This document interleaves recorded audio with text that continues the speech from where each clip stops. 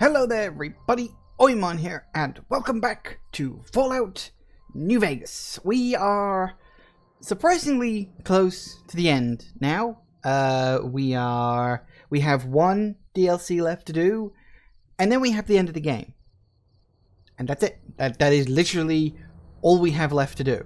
I could probably find a few miscellaneous things to do as well, but yeah, for the most part, this is it. We are towards the end of the game. I mean, this next DLC I will probably do most of today, and then I will do I guess I'll do a little bit, probably will be next week, finishing it off, and then the week after that will probably be the end of the game.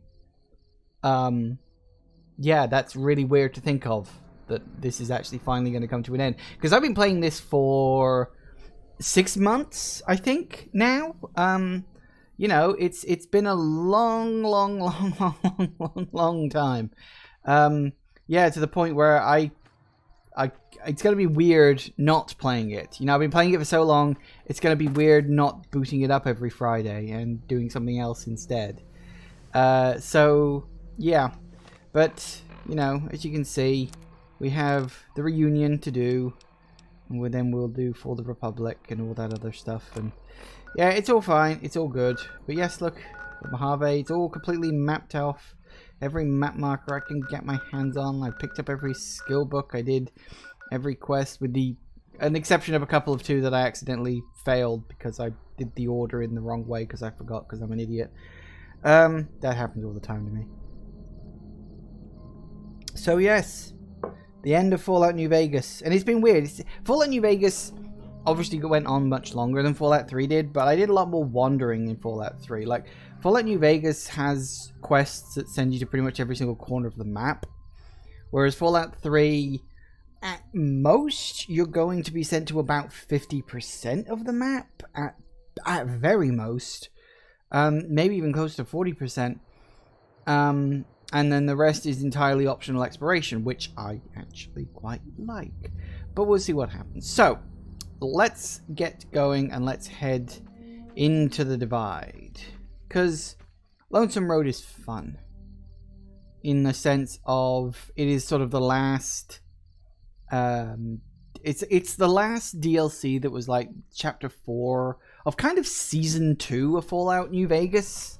Not many games do that, where they have like separate DLC that tells a continual story. New Vegas is one of the rare ones that did, and it was really, really interesting. And so there was a lot of hype for this. It didn't really live up to it, but it's still pretty good nonetheless. Let's go to the Divide. The coordinates you receive lead you to this canyon filled with storm-tossed wreckage. Beyond lies the Divide. Lonesome Road is intended for experienced couriers. Level 25 or higher. Well, I'm at level, like, what am I, 44, 45, something like that, so I think I'm fine. You cannot take companions with you on the road ahead, nor bring anything you find... nor bring any you find out with you. You can carry whatever equipment and gear you have with you without restriction, however. If the journey proves too difficult, or you need to resupply, you can retrace your steps and return to the Mojave at any time. If you are prepared, then continue on into the storms of the Divide. History awaits.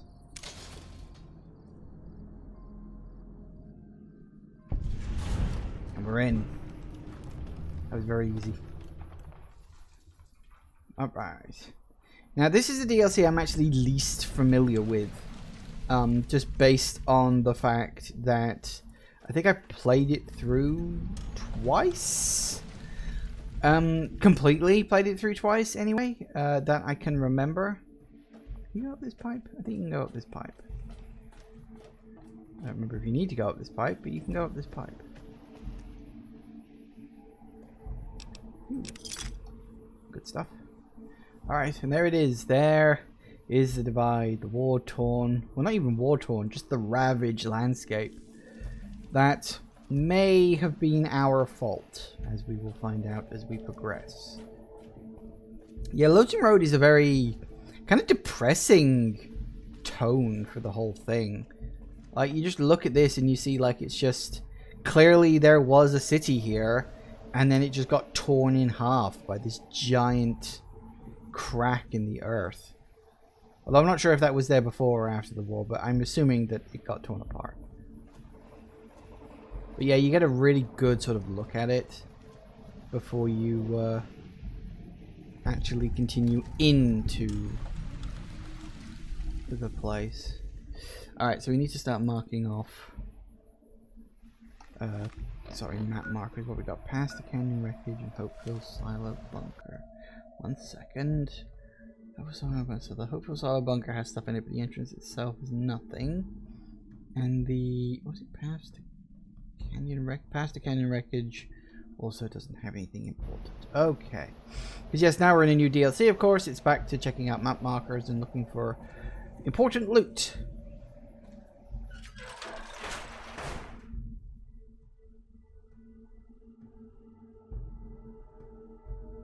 It's all spooky and mysterious.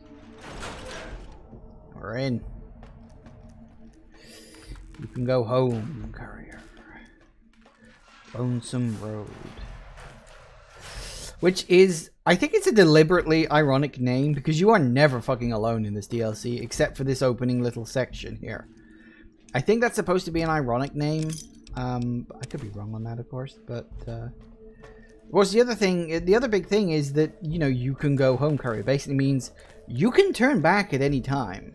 Not even like a gameplay thing. The story of this is that my character, the courier, and kind of any character in any kind of game, really, we kind of just go forward because that's what we do as games. We always want to move forward to see the game to its conclusion, you know? And console controls access the silo itself, but is encrypted beyond your ability to hack. You will need to find something that can break the encryption in order to proceed. Yes, and we will. Boy howdy, we will. But yeah, you know, in games in general, you always keep moving forward. You know, the story rolls out in front of you as you keep moving. And this DLC kind of says, is that always the right thing to do? Is constantly plowing forward and continuing on whatever path you have really the right option? So, yeah, there you go. Means access is locked. Status, it's all bad. But open the door. You can do that, at least. Because I'm pretty sure you have to use the terminal to do that. Ah, yes. Now, here's interesting, actually. This thing here, totally can only unlock by an iBot, right? So, if you come into this DLC, which you can do at any point, like it does sort of warn you, hey, there's like bad stuff in this DLC. If you can make it into this room, which only really requires you to get down to Prim and then fight your way past the coyotes at the entrance to this place, you can get in here. And this thing, this commissary terminal, sells a lot of very high-level equipment for very early in the game. Of course, you might not have the like stuff necessary for it, but you still can. Oh, pop that open. Nice, an arc welder. Reactor, I think that's blocked off. Although I do see stim pack. Oh, and a duffel bag.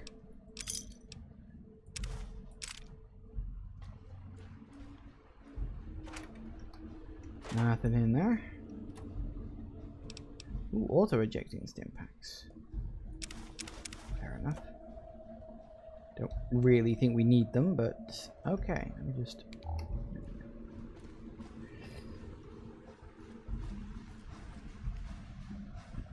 Okay.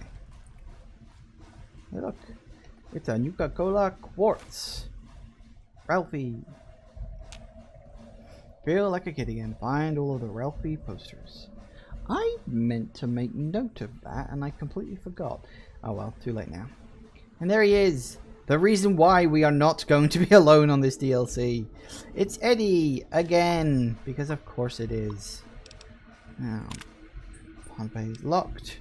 Open the pod pay doors, Hal. Queen's Department. Commissary reminder. Just a reminder, all the base commissary terminals draw from the same central depository. Please do not waste your time, all the technicians, by running from commissary to commissary. You won't get any more whiskey than you did from the first one. Yeah. The automated commissary system has been locked down until further notice. Turns out that the counterfeit-proof pay chits we've been issuing you are exactly the same size and shape as ordinary bottle caps. Gee, isn't that very convenient in a Fallout sense? Until we correct this problem, you'll have to make the purchases the old-fashioned way. Alright, open him up.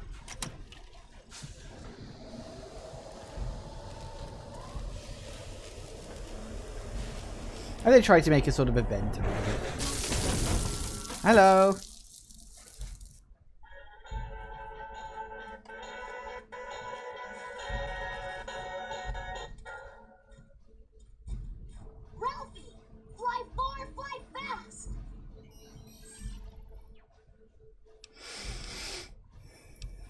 Eddie, what are you doing here? Intelligence 6. This silo must have some pretty advanced engineering facilities to remote scan you and build copies. Whoa, slow down. What do you mean you're not the Eddie I know? I think I could use your help getting out of here. Could you come with me? Yay. Experiment log 369248/B. iBot Duraframe Universal Interface Override System. This is Dr. Whitley presiding. We've boosted signal gain and enlarged the overflow buffer system. That should ensure 100% connectivity and control. Eddie, whenever you're ready. Yes, success. Reporting full success on 369248/B. Eddie was able to interface with and override the test panel in under 3 seconds. Great job, team. Now let's start on the proposal for the full rollout. That's recording your development. Are you saying you can override electronic security? Only panels with the dish-shaped receiver. Console in the main room had one of those, I think. Was the voice of your creator? What happened to him? Well, I'm sure he's fine, wherever he is. I don't think so. That was probably a couple of 100 years ago.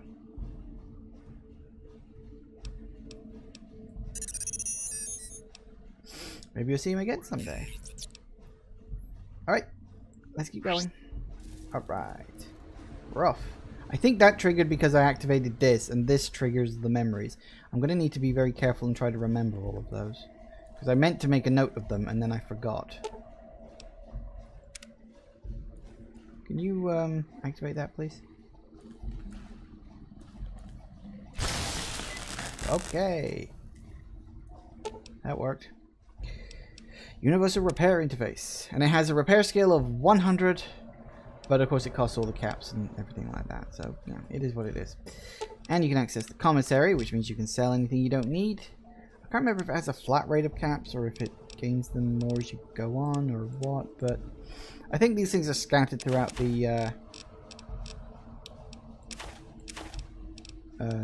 area, so it doesn't really matter in the long run. But you can buy quite a good chunk of stuff from this. I mean, look, you can get plasma grenades. That's quite an early thing. Satchel charges, which are basically like bombs. You can get a breathing mask, riot gear. I mean, this stuff's expensive for like early on, but it's like pretty decent if you look at the damage threshold and stuff. Like, you can get this like near the beginning of the game. That's my point. You can buy some stim packs, Radaway, all this stuff. As I said, you have to buy it, sure, and obviously you have to buy all of these things and all these upgrades, but we don't need those right now. For some reason the door locks. I don't know why it does that. Alright, you're up. Let's unleash hell.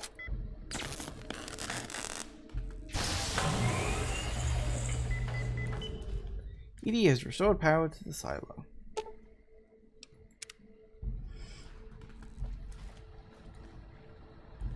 Activate silo blast doors. Restore the power.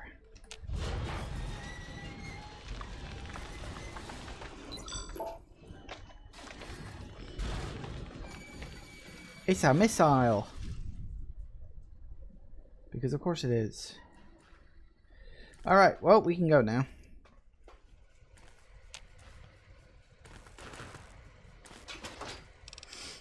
I bought upgrade circuit. Now, there's a bunch of these sort of scattered around, if you know where to look.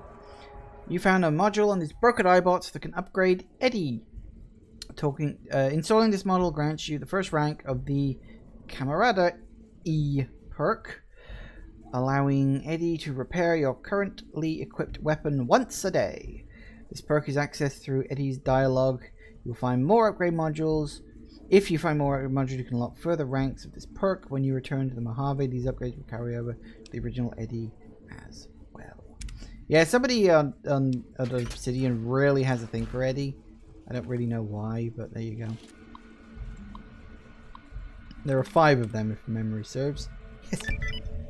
Hissing, excuse me.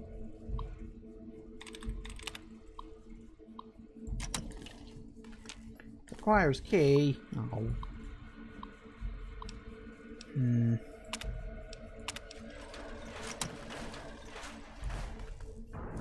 We're in. Okay.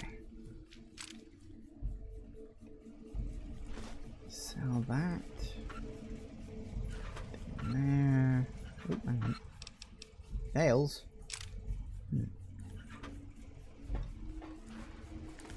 You'll do.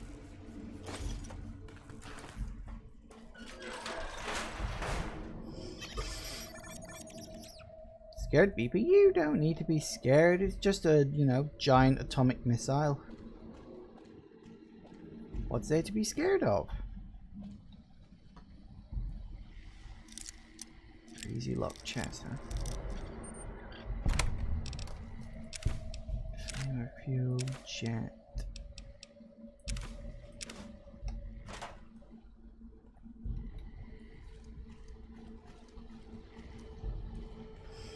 Utility. That's much in there. Oh, it's a dead end.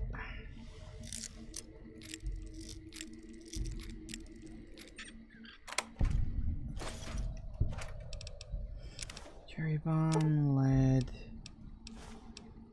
powder. Oh, locked. Hey, I'm fine with that. Cherry bombs, primer, impact, super impact. Excellent. Ooh, Coca-Cola and a bottle cap.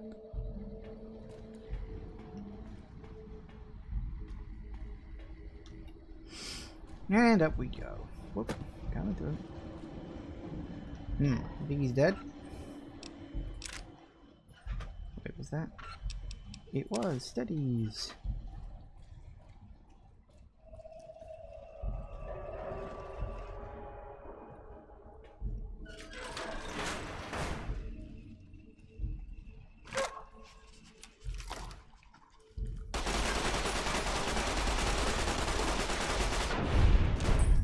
Nice. I like this gun. It's a good gun. And I got a whole bunch of ammo for it, so I'm happy about that. Ooh. Looks fun. I don't know what it is, but it looks fun. Anyway. Just a general rocket. Okay. It's not a missile, it's a rocket. That seems like an incredibly pedantic thing to say, but what you gonna do? Coca-Colas.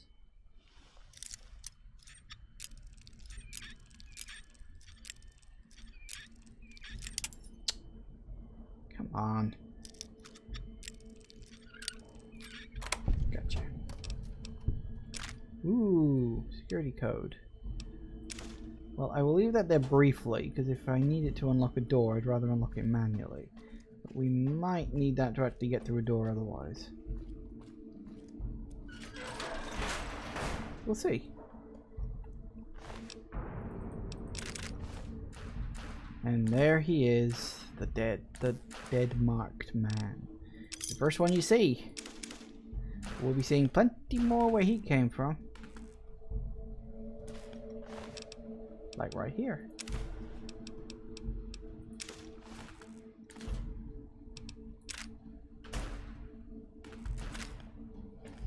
More ammo scattered on the floor? Yes, not.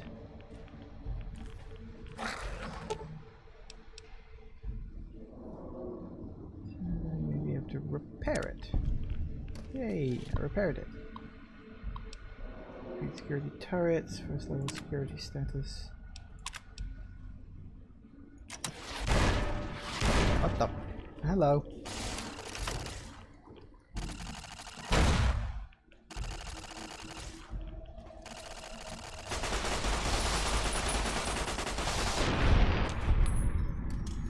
Works for me.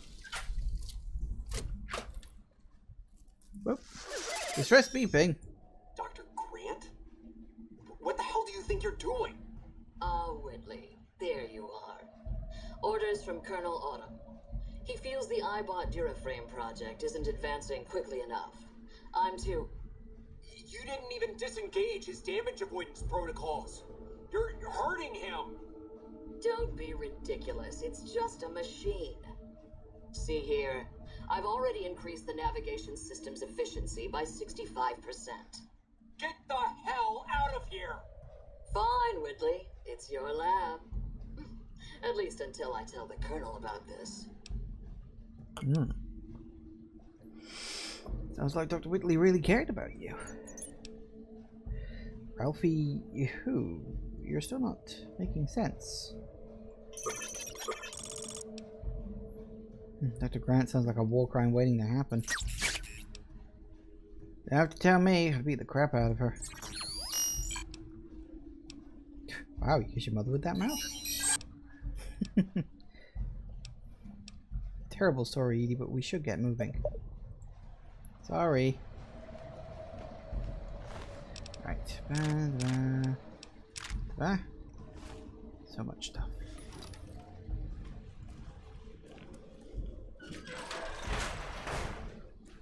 I don't remember which way's forward and which way isn't. Because I don't. Nope, that's empty. Well, darn. That's the mash. Impact. Yay.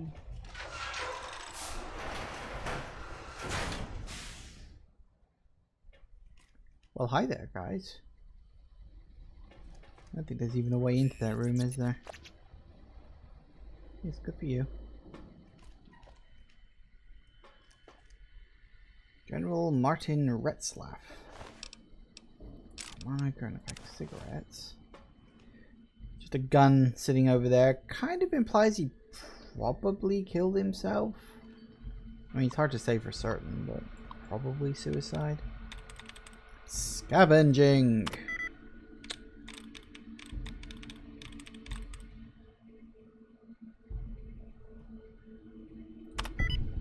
Bed chamber.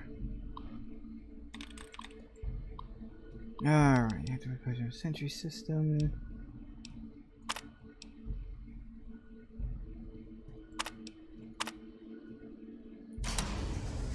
Oh, you can get in there. Cool. Didn't realize that. Right. Excuse me, please. Take those. I can sell them later on.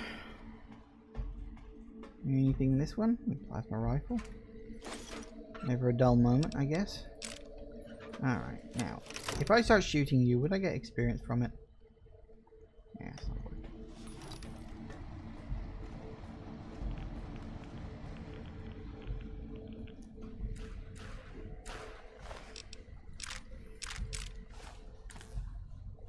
We'll put a knife in it. I don't think that's going to work very well on a robot, you know? Bottle caps, cigarettes, pre-worn money. Ooh, an arc welder. NCR.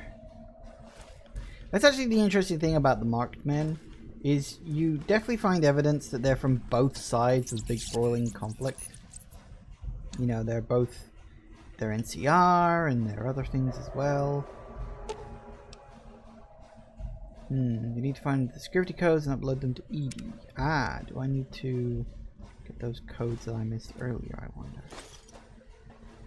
That's entirely possible. Wires key.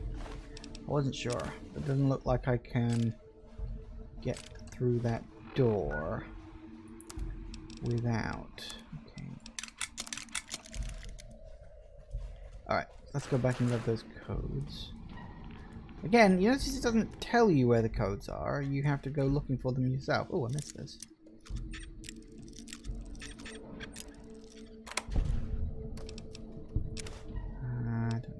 Oh, no, I don't need scrap metal. We don't need it. Go away.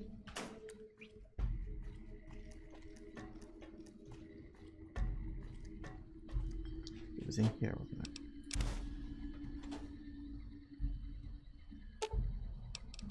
Do I need to actually talk to him, or...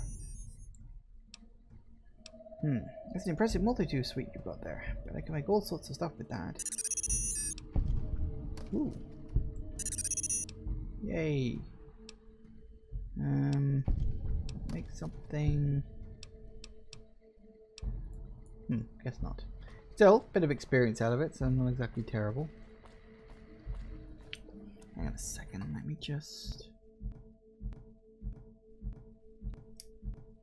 Ooh. Okay, stop that now. Hang on a sec. Hang on, no wait, that's not... Where are we right now?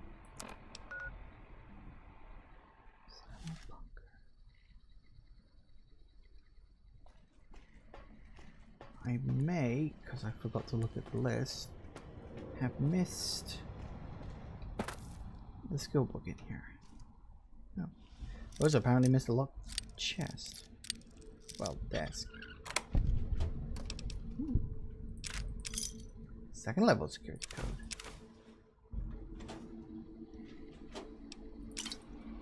Cool. Alright, so where is it? First one's left of the rubble. Where's the way in? That's the way left under rubble.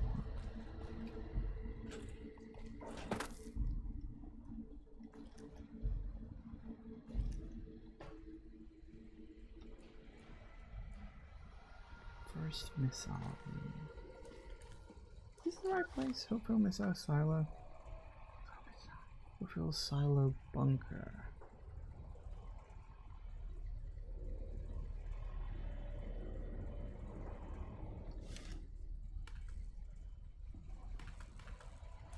Is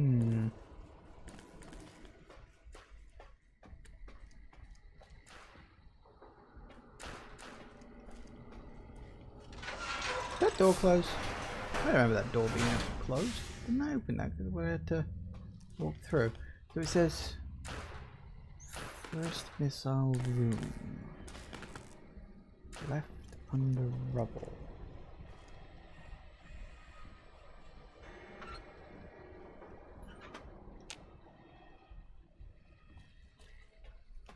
Hang on a minute.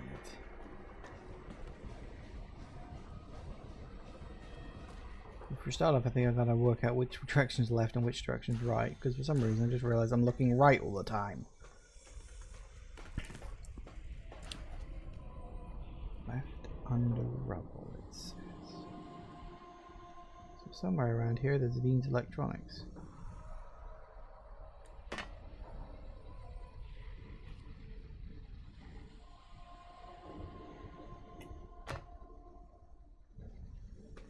Oh, there it is.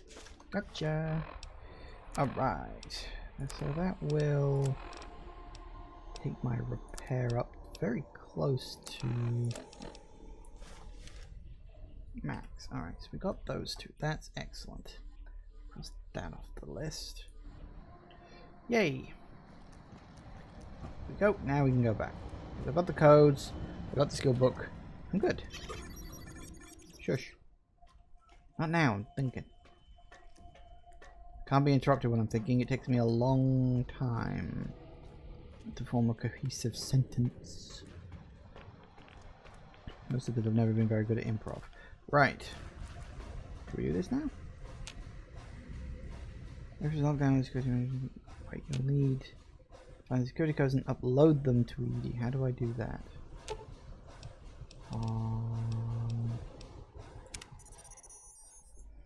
Happy beeping.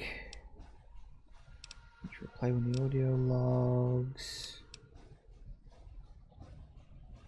Do I need to just open his storage and put them in?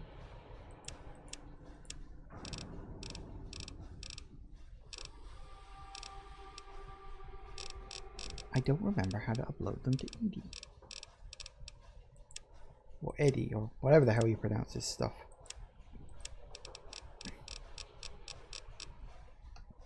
So it's not that. Okay. There's got to be some way to do it. And I do not remember what it is.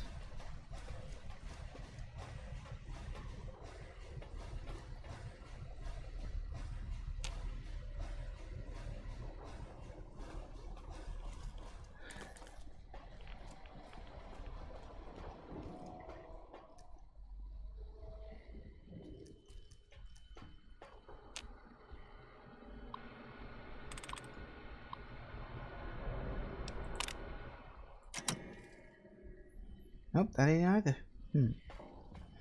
I did say I haven't played this for a while, so I wasn't joking. I really don't remember much about this DLC at all. Well, that ain't it.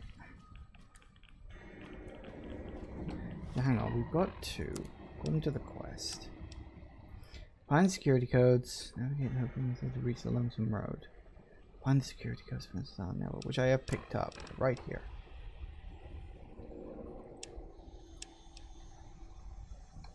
Check the commander's desk.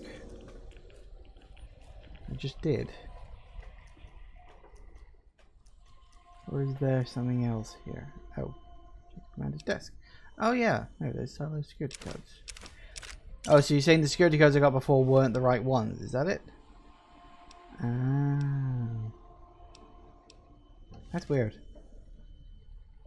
All right. Do I give it to him now, or how's this work?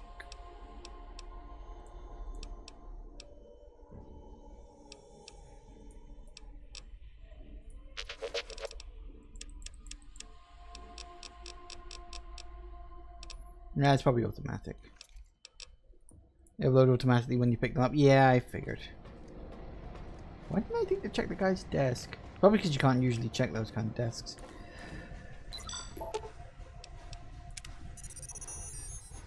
Eddie, you're up.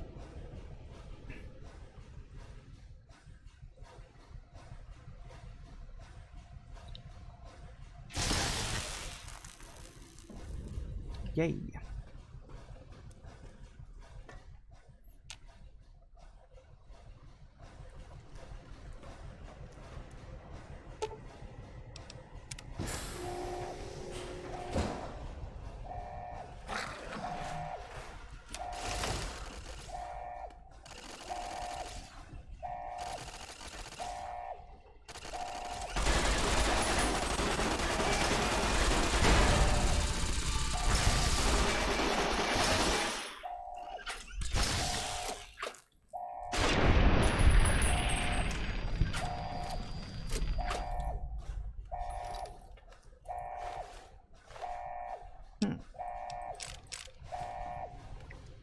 Success.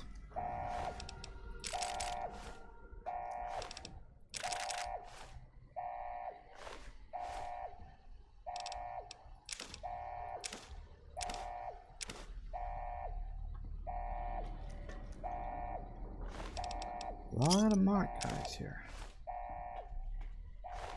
And that's probably for the best. That's the exit.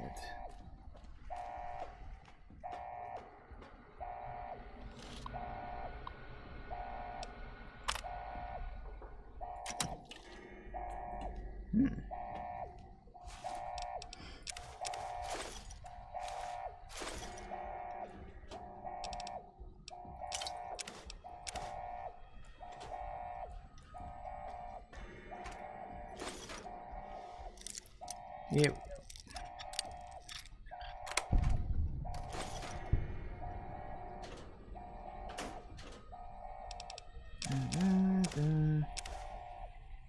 There's army combat armor. What do you do? I guess I don't need it right now.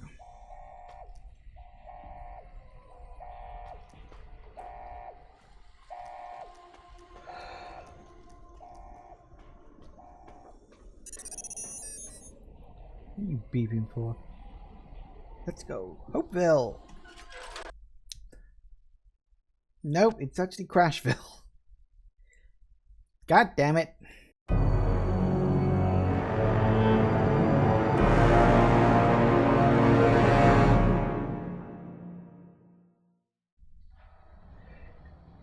Right. Oh god, was this the last time I saved?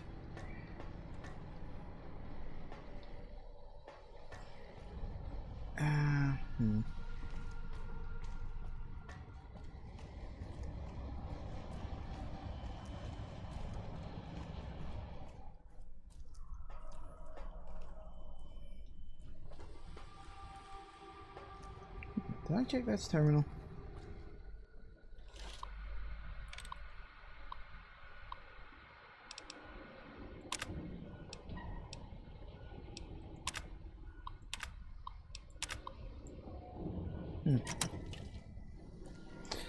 Fair enough.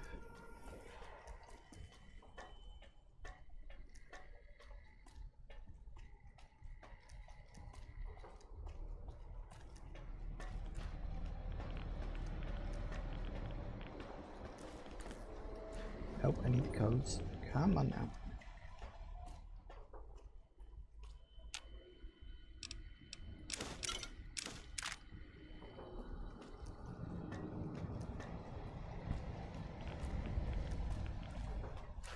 All right.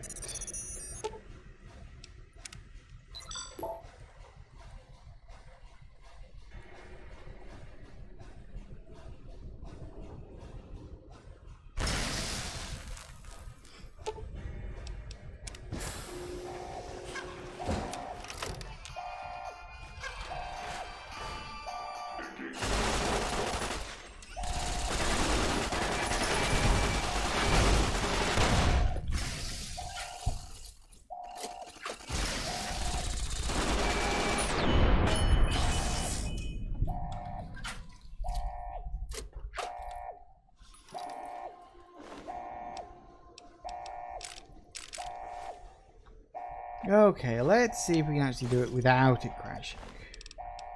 But, I'm not going to hold my breath. I hope it doesn't keep crashing there. If it does, I'm going to have to think of something else to do today. Oops, I don't need the mark scale on things. It's me pressing the wrong button.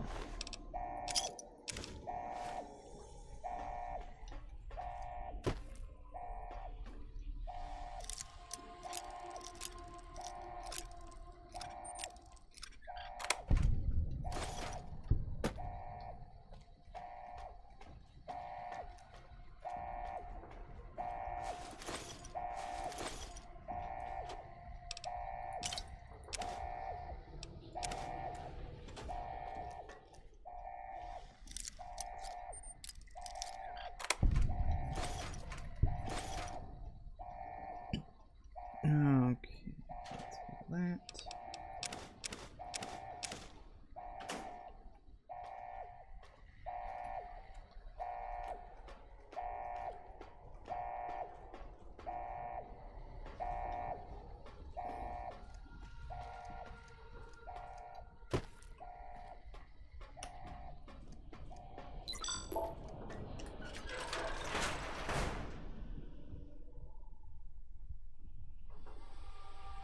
Because now we know why it's called Hopeville. It's I hope it will work-ville. There's your signal. Faint, but there. Just like NCR. Voice without fire, without strength. Sick. Heard tales of you walking the Mojave, giving the two-headed bear strength, giving hollow men like Kimball, like Crocker, half the life Hanman had. Now, let's test that strength, that conviction, courier. You have a lot of hate for the NCR. That kind of hate isn't new in the Mojave.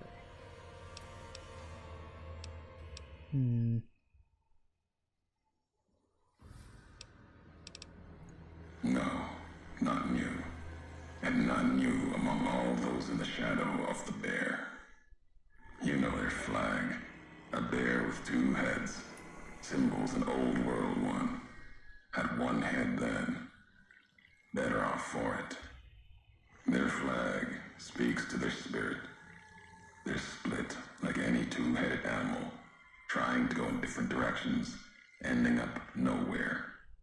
In a Mojave, I'll only get you sand between your fingers, or over your grave. Maybe you better tell me who you are, what you want. I'm a courier. Courier 6 was Courier 6. Like you, and not like you. In all the ways that matter. Spent too many years looking for you. Now letting you come to me. Thought carrying that ship would end you. No. You got lives in you. Hard to kill. Storms, bullets, sand and wind. Yet still you walk. For now. Perception 6. We've never spoken before. And remember your voice. Words are the only way couriers meet. Sometimes it's the paths we walk. But no. We've never spoken before now. You may not know my voice, but we've walked the same places. The long 15 to Prim. That wasn't the only road you ever walked. I've been to your home, the place you kept returning to. May not be the place you were born, or the place you gave life to. Same thing. People forget couriers can keep communities alive until the day they're gone and their breath catches in their throat.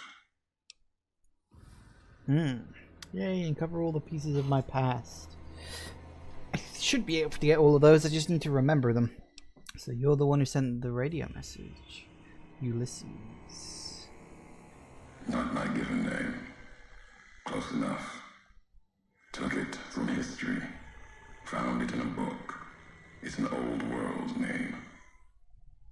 Ulysses lived a long time ago. Long before the old world set fire to itself. He made a mark without being myth. Had to fight during a time when his world had two flags, and he had to make them one. I don't have enough for that, sadly, but whatever. I chose Ulysses because of the two flag references. Is tied to the war in the Mojave? War. Call it that. Our part in it. Ulysses wasn't made for the flag he followed. He wasn't made for peace. That's the lesson. If you follow a symbol to the end, ask yourself what that means. More important, ask what happens after the end. You brought me here to talk. If you wanted to kill me, you'd have waited until I came for the chip. No, I couldn't. And I'm thinking you can't kill me either. If you did, you'd answer for it, just as I would. Let the land do the killing for you. That's one of the things you taught me. Killing is personal. Those vows, promises, last bit's more important to me than the first. So wait, you swore not to kill me? Why? What kind of world would this be if Courier killed Courier? You've got enough distance ahead of you. Save your breath for the road. Don't waste it on words.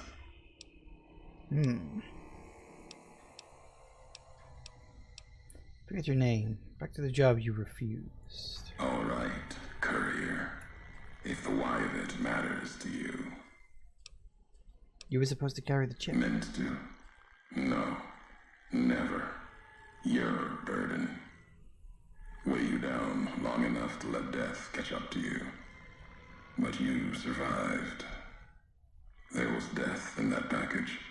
And while the chip is important to old world ghosts, no. You are more dangerous than that chip ever could be. Maybe why you found each other.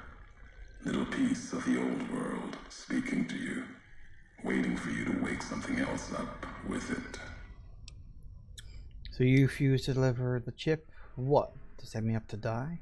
We all have death following us. Only a question of how close.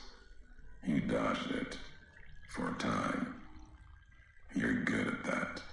Talent for it. Yes, they're With called that safe ship states. weighing you down. A burden.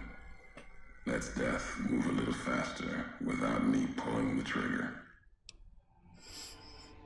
When are we dead? Why did you wait? Promises to keep to others.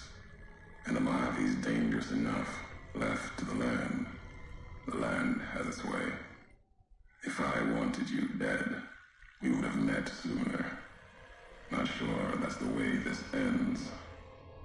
Might be that history needs to have its say. If not, then messages will do. How are you speaking to Eddie? The robot with you. All of them are machines, radios, old world tech reshaped with new hands. Historians, couriers carrying messages. Seen them as I've walked the divide, tending other machines. That one, sealed inside the Hopeville silo. Sign America is waking up. It will follow you, obey you, carry it until we are face to face. Then there'll be no more need for it to carry my words.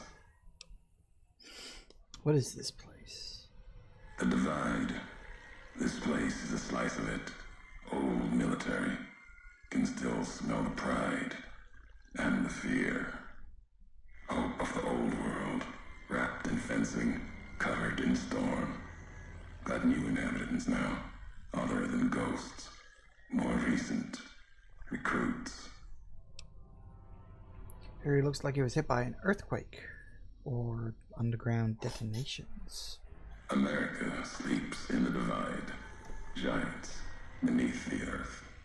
You saw one locked in the silo beneath you. There's more. Only takes a few of them, locked below ground, to tear apart the earth and cast dust, sand, ash into the skies above. You'll see the extent, the miles of it, soon enough. You need to see it. Walk it. For now, eyes alert. Watch the streets below.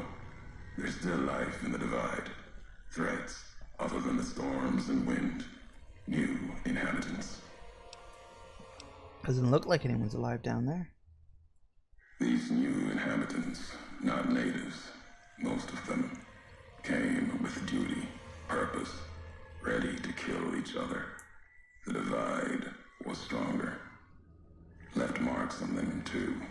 Not bear, not bull. Now, radiations marked them, made them equal in history's eyes. As vicious as the storms are, these shadows of Legion, of NCR, silhouettes of things to come.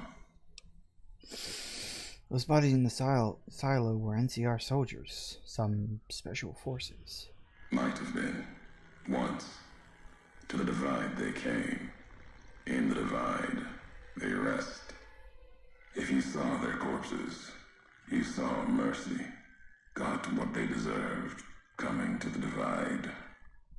The bear and bull, NCR Legion, came in waves, before and after, right into the invisible fires. The wind, ground, collapsing beneath them. Once under different flags, now they are equal in their hatred of the trespassers. You and I. I've never seen a corpse mutilated like that. Even as the fires here burned them from within, the winds of the divide tore their skin, exposed them, screaming to the sky. And just as the divide tears at them, so they tear at each other, for sport, like some tribal scarification. Falling back to their history, maybe. No matter what they suffer, the radiation, fire of the divide sustains them, makes them stronger. Radiation may keep them alive in areas so physically punishing it would kill others, even ghouls. there's truth in your words. In what I've seen of their tactics, movements, recovery, those wolves, they couldn't live otherwise. The Divide winds have torn the skin from many of them. Maybe the radiation is the only thing keeping them walking. They camp near silos, warheads. No way to cleanse the radiation. Makes them hard to kill there. Have to draw them out. Enough talking. You went to a lot of trouble to lure me here, so let's get on with this. America sleeps ahead of you. Its nightmares filled with quakes, storms. You'll need to find your own path. That means waking America's spears up from their slumber. There's ways. Warheads set off collapse. Warheads could open the gates again. You're resourceful. That machine, robot with you, can help you find the warheads you need to destroy. And their trigger, the detonator. The way ahead is below. The tools are there. The rest, up to you. We share history, though before going forward, I want to know the past. Who are you who do not know your history? You came all this way for answers. Only currency I have. Nothing else to be gained. Could turn around, walk away at any time. If history matters to you, you'll need to earn it. Any logs of mine, I have already cast away in the Divide. They're lost to you. For now, find the trigger for the warheads buried in Hopeville. Use it to keep moving and keep alive. Fine, I'll find this trigger. Then, I'll come find you. The Divide will send its worst against you. It may break you. We'll see if you're stronger. Road gets rougher from here. Courier left marks for you. Colors will tell the way if you're smart. They'll lead you to your home one more time.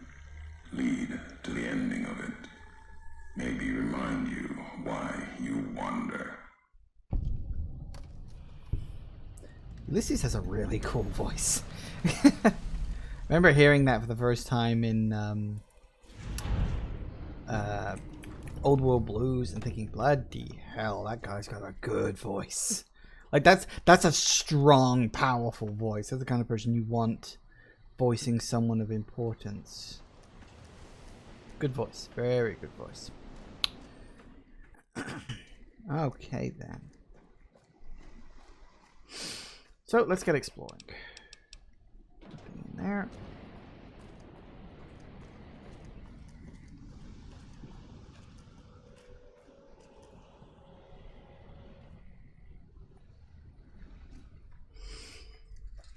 Been a while, so I'm gonna need to refresh my memory on a lot of this stuff. Shush. Yeah, I know, that's one of the warheads. While I'm currently being irradiated. Fortunately, we can blow it up later. In fact, we'll have to for the, I mean, technically there's an achievement for it, but obviously I've already got the achievement, so it's mostly for the, experience that you can get. Oops, stim pack.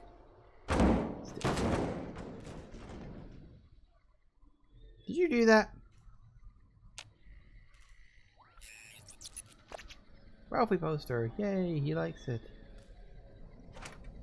Alright, stim packs, super stim packs. Yes. Ooh, safe.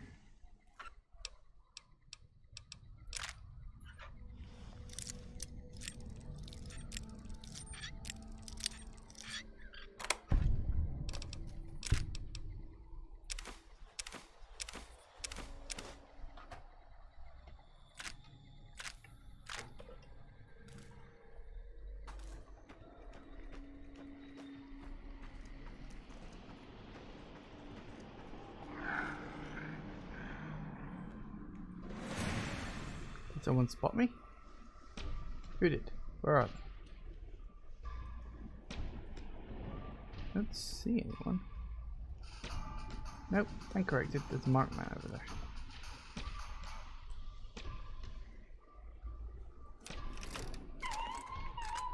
Oh, shush.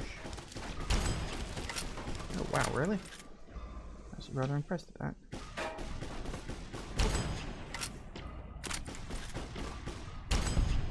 Kaboom! Okay, there's someone over there too. Let's see who.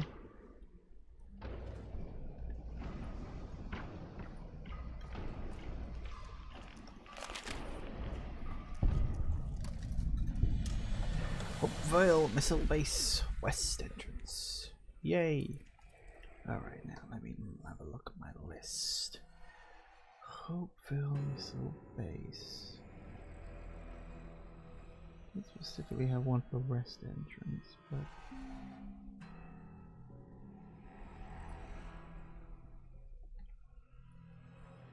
alright. Are we getting on to? Oh, it's almost 4 o'clock. Alright, let's have a quick moochie around.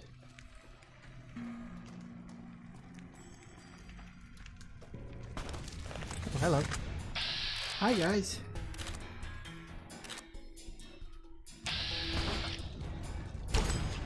Whoops.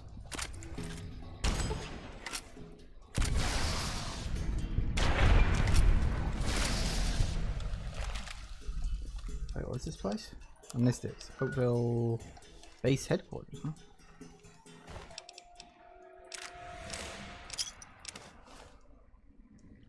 Where's the gun he dropped? I know I blew it out of his hands, but I didn't see where it went. Oh well.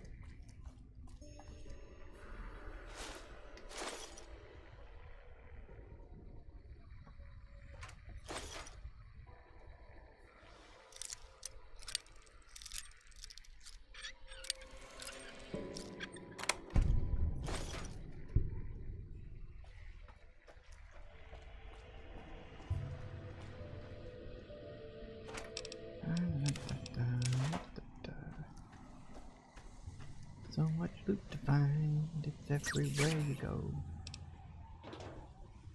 Oh, stop being such a chicken. Hello. The Ralphie poster right there.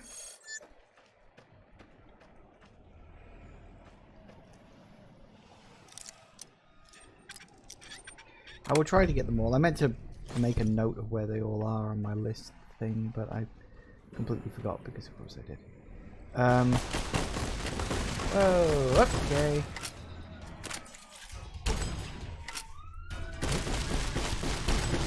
Going up down the road.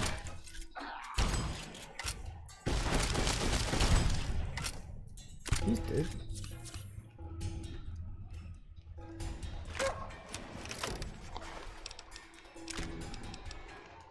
The riot shotgun? Blimey. Big stuff.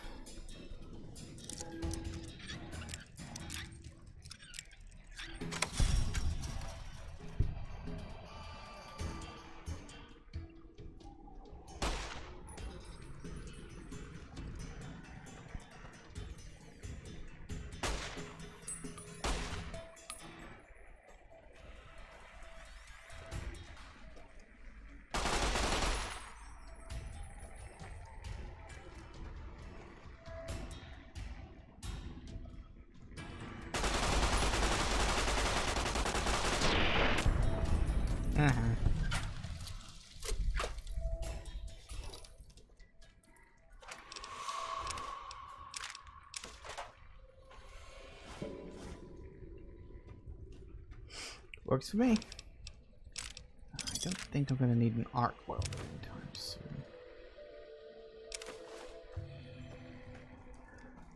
Okay, so we can check out this area. Actually, let's just check the roof real quick, and then we'll check it out after the break. Ooh, ammo box. Nice.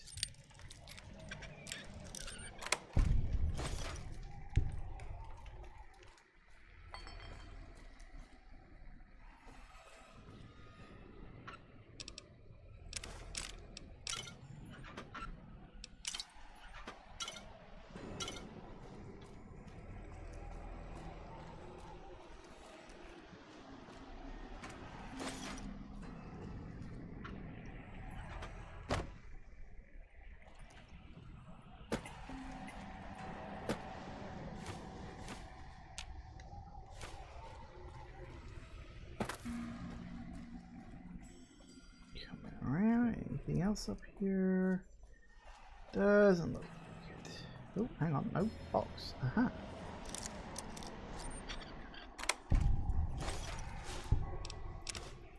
And a sniper rifle if you want one.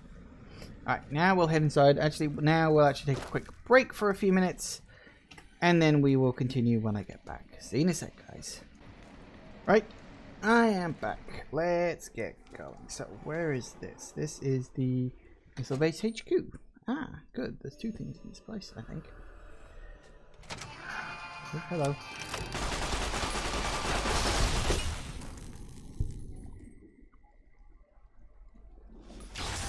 Good. What are you doing? Oh, he wasn't showing up on my radar.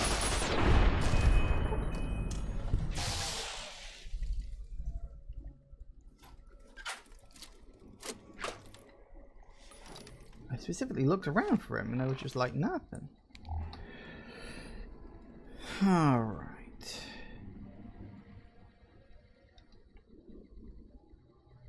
So somewhere in here, there is a skill book of, no, that's Salesman Weekly.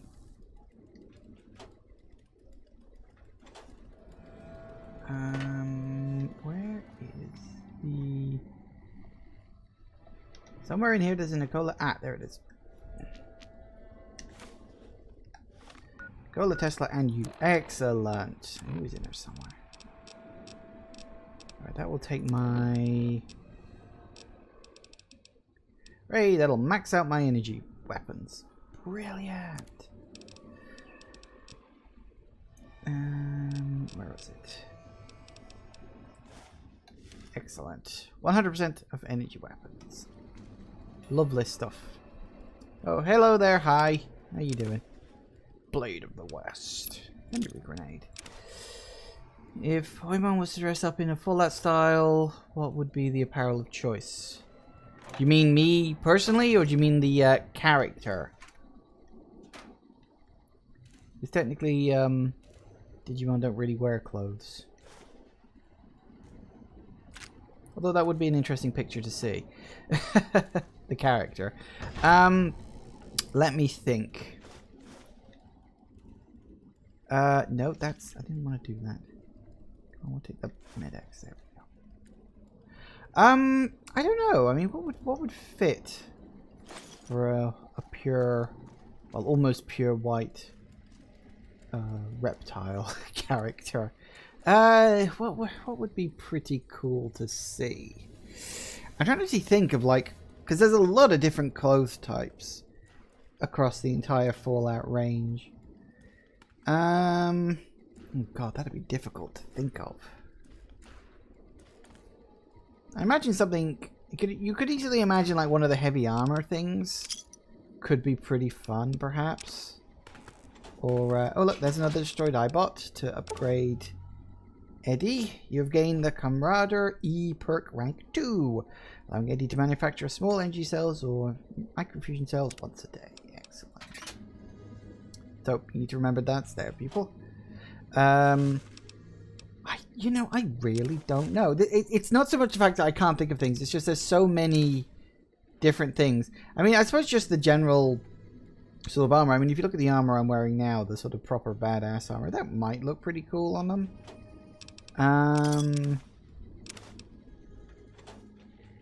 Oh god, I'm running through all of the...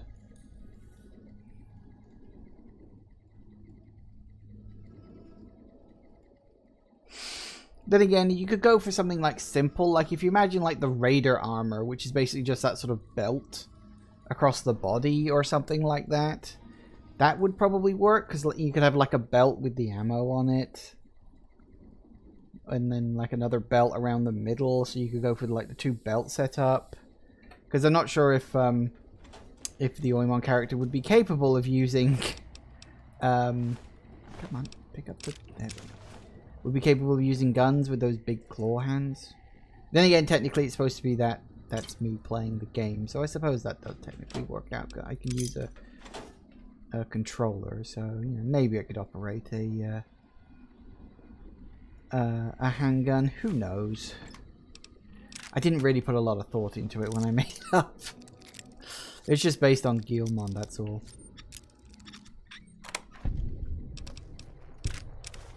Ooh, armory access codes. 2 days physician.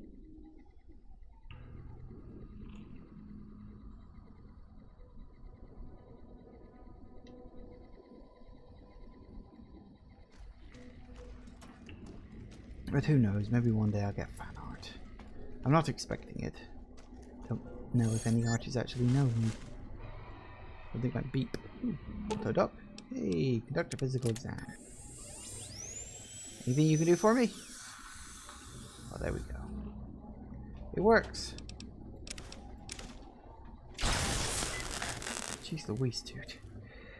Don't fucking scare me like that.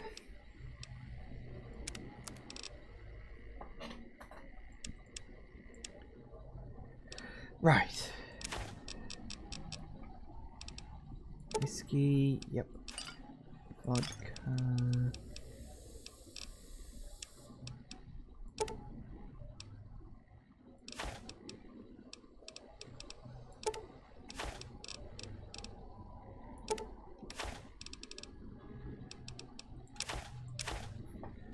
Except now, what ammo have you guys got on sale? A decent chunk. We'll keep an eye on things and see where we get to. Also repair. Ranger Gauss rifle.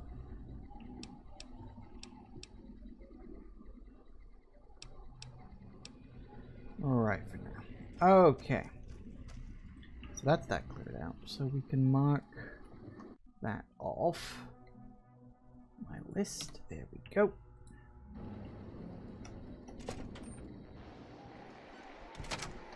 Alright.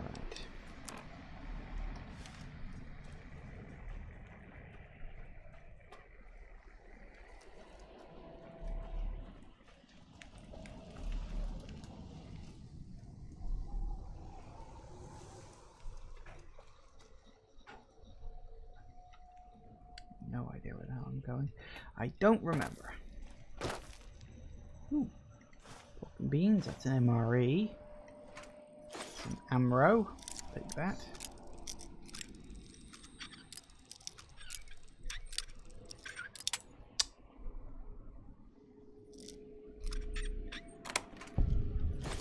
And I get it first time, of course I do.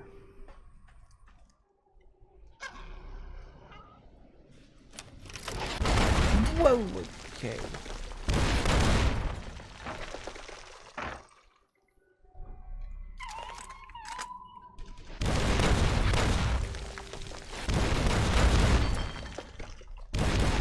Hold still.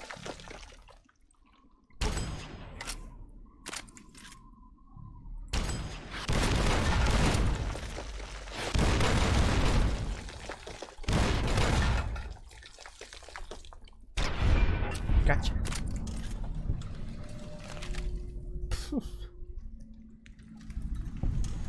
Marked men camp. There's apparently nothing in the marked men camp, which is quite surprising, actually. I figured there would be.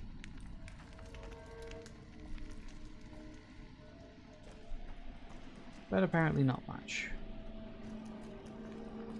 We can get up there. Or maybe. It's a start. Dead? Do I look dead to you?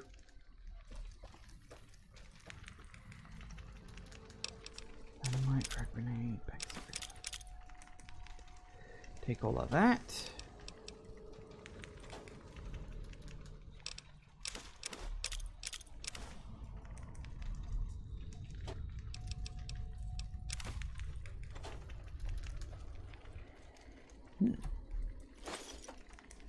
Take all of that too. Alright, so this didn't. Ah, hang on.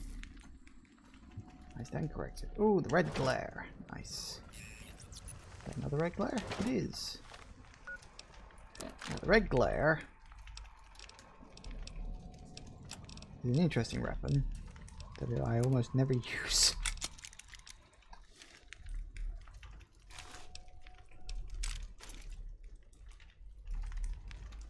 There it is. One laser detonator. You found the laser detonator Ulysses spoke of. A piece of pre-war tech that can detonate nuclear warheads scattered around the Lonesome Road. You can use it to open new paths, kill your enemies from afar, or even discover secret loot caches. Just point it at a warhead, hold down the trigger, and watch the explosion. If what Ulysses said is true, you'll need this to advance, which means there must be a warhead blocking the way forward. You'll need to find the correct warhead and detonate it. Yes, you will. You'll need to search and find it, or just follow the map marker.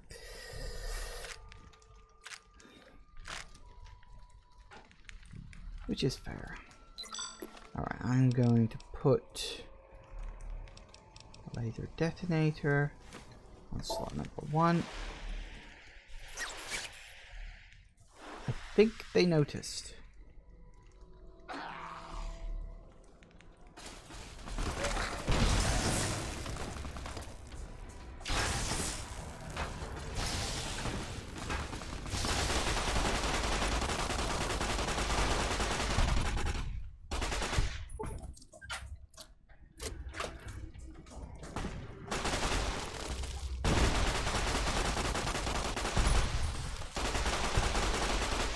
Gotcha. Oh, hello. No! Let's look.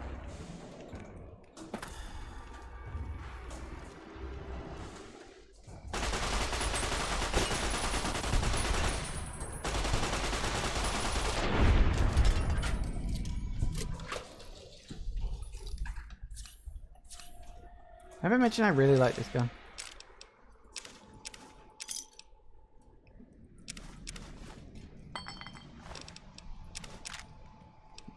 Rifle. Did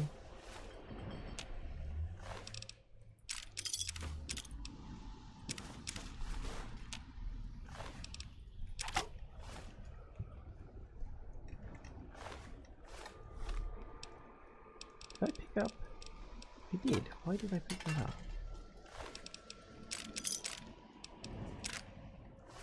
Alright. Hello, you're still alive. Good for you. Alright, let's go blow up some missiles. Or some warheads. Technically just a part of the missile, but there we go. Let's shut up, stupid dog.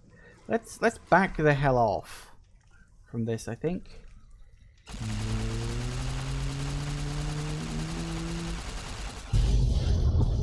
Woo!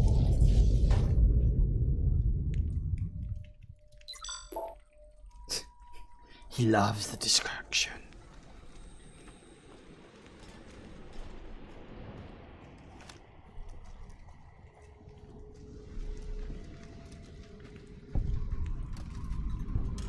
Hope Vial Missile Base.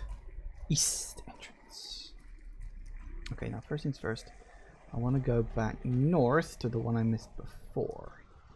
Then we can explore this place properly. Have a nice look around. And who knows, maybe find some of the stuff I missed last time. Because here's the thing. If you look at this, it's all blocked up and generally not very nice looking. But if you do this,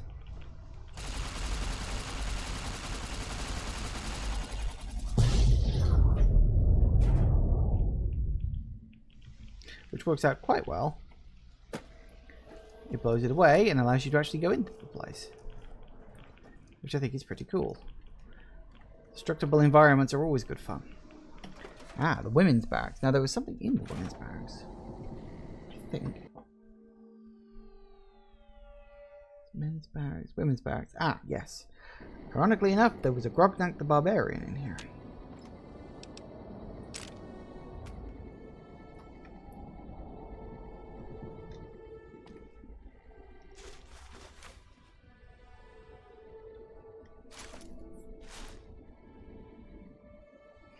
It didn't just level the building it was right next to. No. No, apparently it's just able to destroy cars. They're not designed to destroy buildings.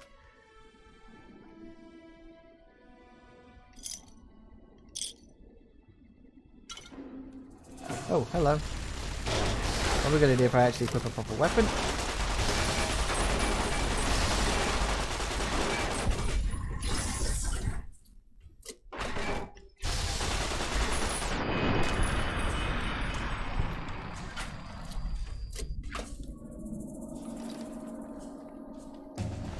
Great. Alright. Welcome to level 46. Alright.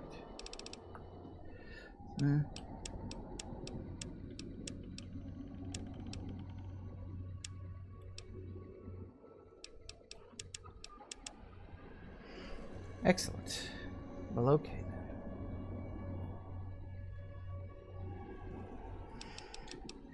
I guess we'll just sort of keep going along until we hit everything up.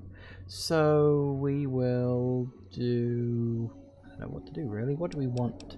We've got 3 spare skill points. I guess we'll put one into... them all. We could just top barter all the way up. Yeah, why the hell not? That gets me 5 skills all the way up to 100. Excellent. Actually, no, not that one. I'm going to put it into lockpick. Because that way, next time I level up, I can max out lockpick at some point. Although, actually, if I do that, because I'll be picking up a lockpick reader, so if I put it 4 points away, yeah, that'll work. So if I put it 4 points away, then when I get the skill book, boom, boom, boom, that'll 100% it, won't it? And that means I won't have wasted any skill points. Alright, very good stuff. So yeah, 96 for the most part. That leaves me 1 skill point, which I'll put into medicine because sod it. Okay, what are we looking for? Scroll down to... where is it? You ever get the feeling there's way too many perks? Grunt. Just go down and infantry work. You do 25% damage with 9mm auto pistols and all that good stuff. Because why the hell not? Right.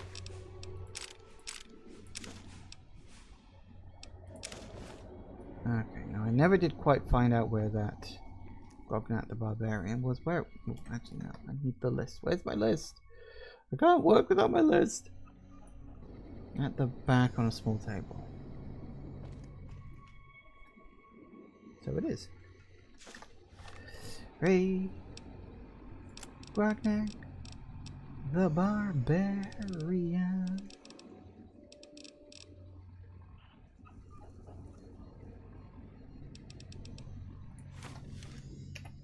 Don't worry, I'm tapping the quick save button often.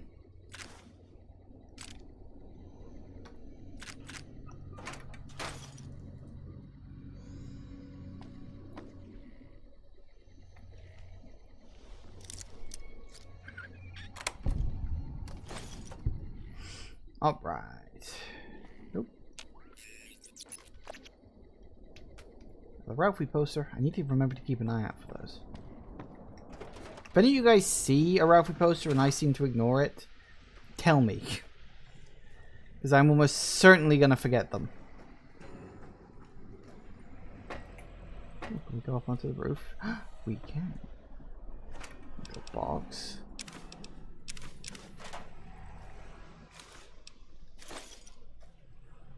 Neat.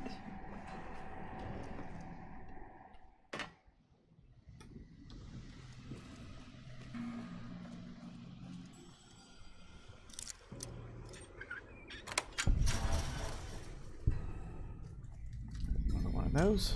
Profile missile base. Loading station. Well, that's not actually anything in particular. Nothing massively important here.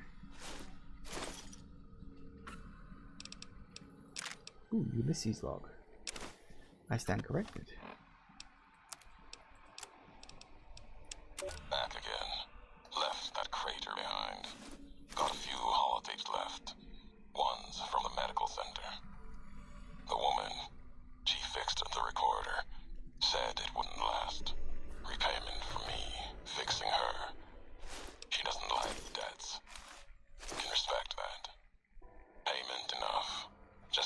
someone who believes in the Brotherhood of Steel, not Elijah. Different view, same madness. She answered me on their philosophy, their way of seeing, the roads they walk. Dead ends, empty, as if technology can solve anything.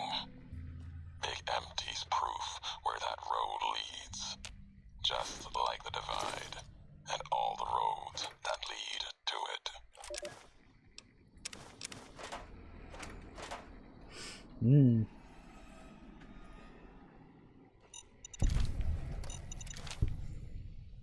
Luis is a very depressing person.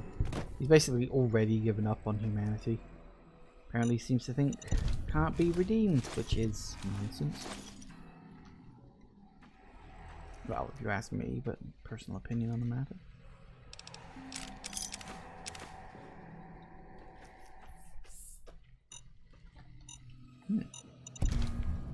Shush.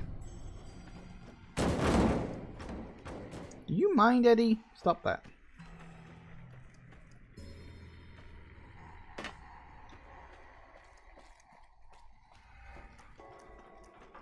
Okay.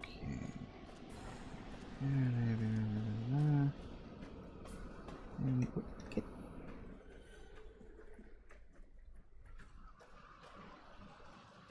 Okay. I think most of these places are sealed up. I think you can go in a couple of them, but that's about it.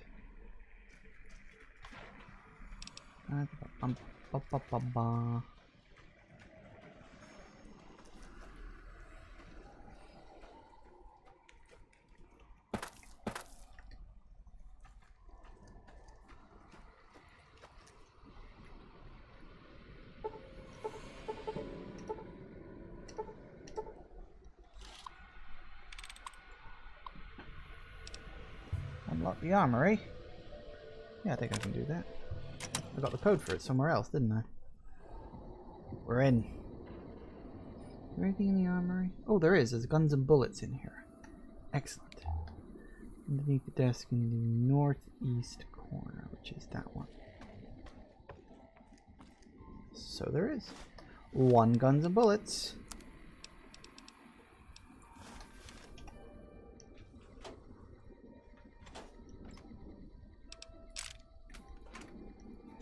Anything else?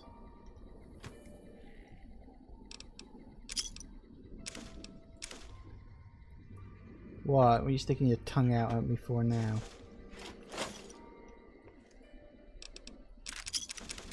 Whoops, I don't need a wrench, thank you.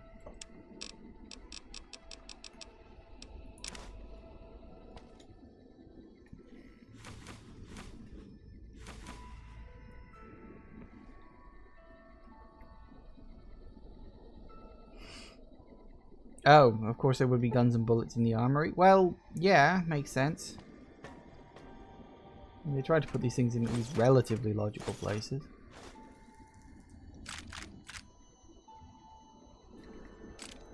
Well, ammo here too. Suppose you're surprised that there's ammo in the armory as well.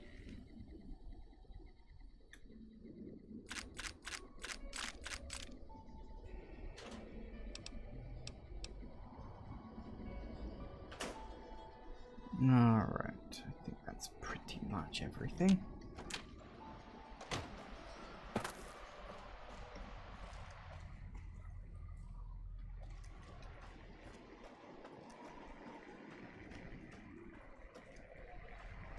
Keep exploring around. Mostly I'm keeping an eye out for those Ralphie posters.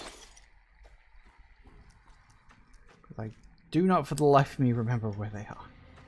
As I said, I meant to make a note of where they all were. I forgot. That's my fault. It's the men's barracks. And that has... Oh, hello. Well, firstly it has some enemies in it. Hold still.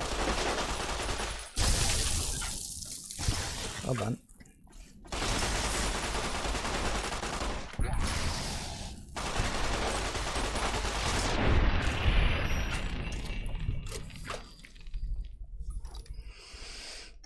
How long have I been doing gameplay videos?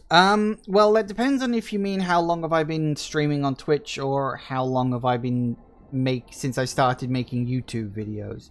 Because they're all very different answers. Let's see. I made my first YouTube video in 2008, I think it was, back on YouTube. It was a Let's Play of Metroid Fusion. There's an interesting history behind that, but I don't really have time to go into it now. I went into it in a previous time anyway. So yeah, it was 2008. Again, if you just go back and look at my old YouTube channel, you can find that out. Yeah, May 2008, actually. Just after my birthday, I think. If memory serves. I don't know why specifically I did it then, but that just happens to be when it was, you know. I see you were part of the whole horror genre trend of 2010s. Not as much as I'd have liked, frankly. Unlike YouTubers who are now super popular and famous, I just never got noticed. So, you know, I toiled away in obscurity on YouTube, and now, you know, YouTube is virtually impossible to get anywhere with for gaming, because YouTube just doesn't like gamers, you know. They constantly tell people that they do, but at the end of the day, they don't.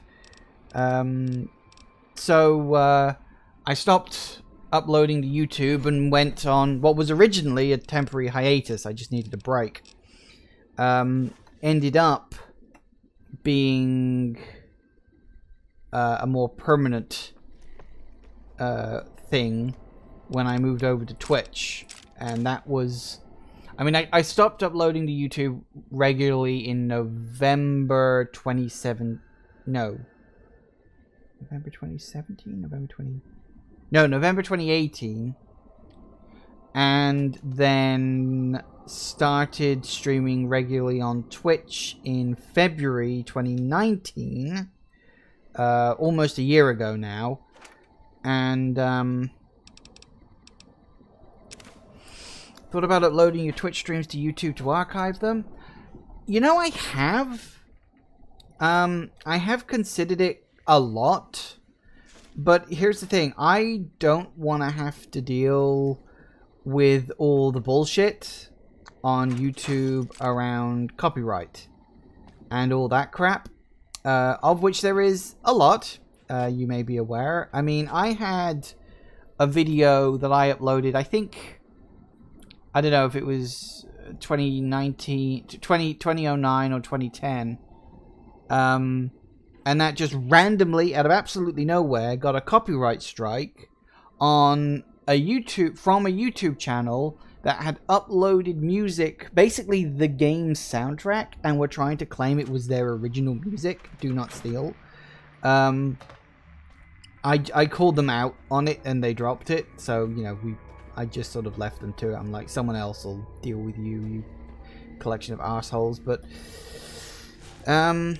I mean, the bottom line for that kind of stuff, I mean, Twitch still can get you for that, but they're a lot more generous for that kind of stuff. I've only ever been caught out copyright-wise once here on Twitch.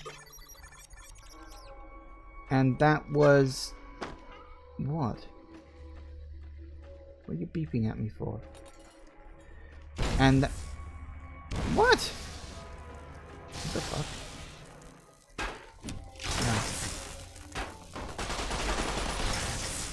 And that was actually Mass Effect 2.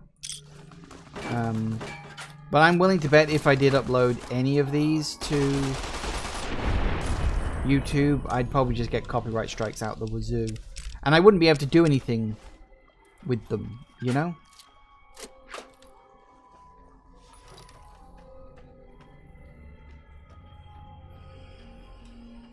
I wouldn't be able to get rid of them because, you know, YouTube only listens to you if you've got over 1 million subscribers, because that's pretty much all they care about, because YouTube just makes money. That's what they do. YouTube wants to make money. They don't care how they do it. They don't care who they hurt along the way. They just want to make money.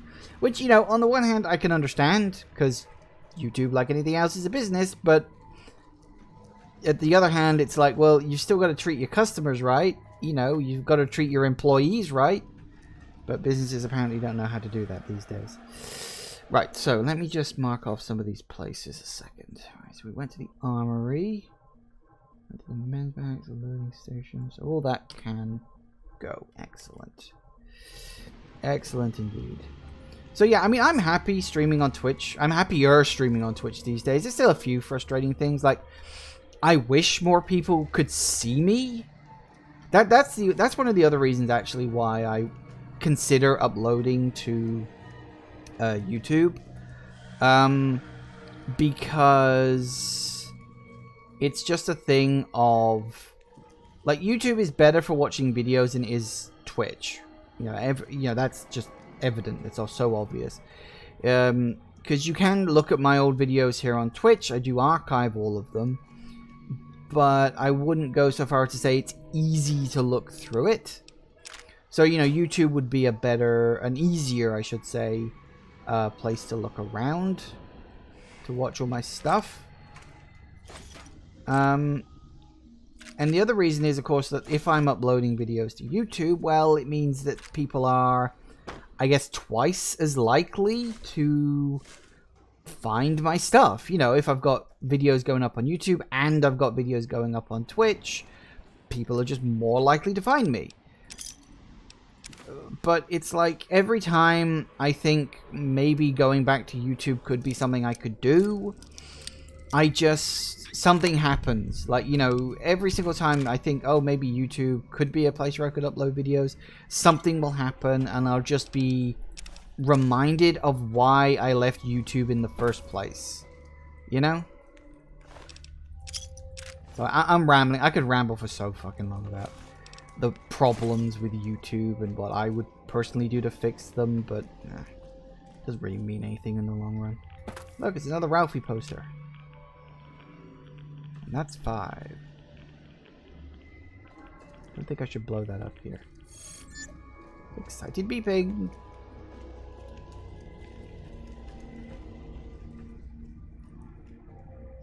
Feels like no one's got time nowadays to watch full gameplay, maybe like best moments of.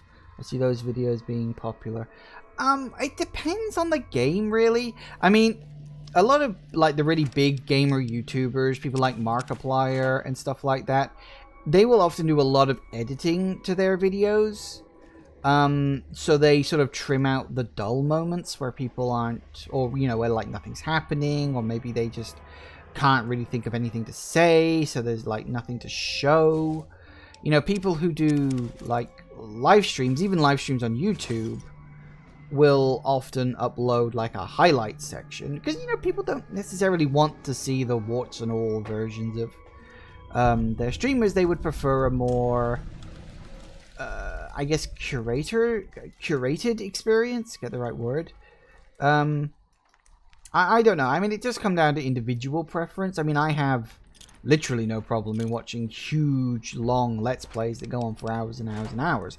I don't mind that. You know, I'll happily stick on a huge Let's Play or something that's just like playing in the background whilst I'm doing something else. You know, it's like people will put on, you know, the radio and just listen to random music while they're doing something. Or people will just stick the TV on and watch a movie while they're doing something else. You know, it's... Sometimes you just need some background noise. And, you know, long Let's Plays can give you that. So, you know, I think it comes very much down to personal preference about what you're looking for, you know? Depends on the seller, okay. Why are you blinking at me? Ah. Okay. Right. Apparently there's a cellar around here somewhere. An empty duffel bag?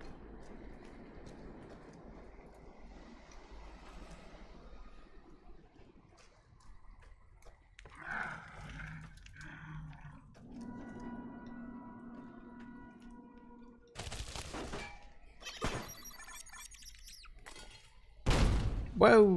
What the? Are you coming? Or are you not?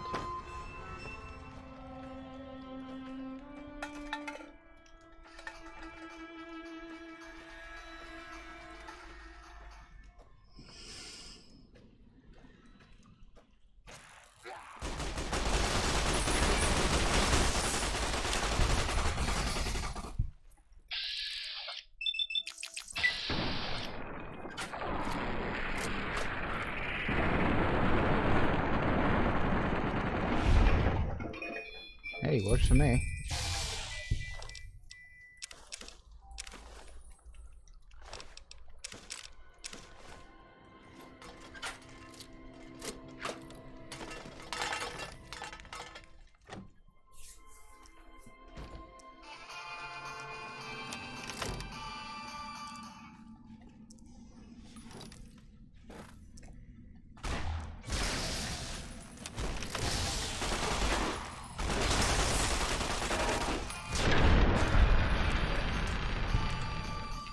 Gotcha.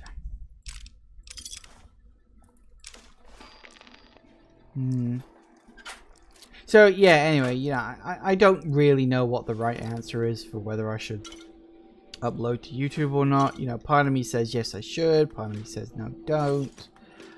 I don't know. I guess we'll see sort of what happens. Maybe I could like upload one series as an experiment just to see where we go, but wait, that was a pilot light. I don't need a pilot light. But no, I really don't know. It's just like I feel just so burned by YouTube, you know?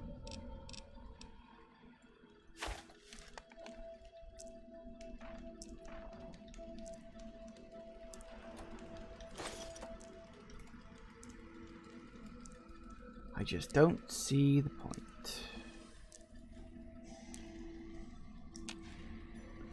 The Ralphie poster.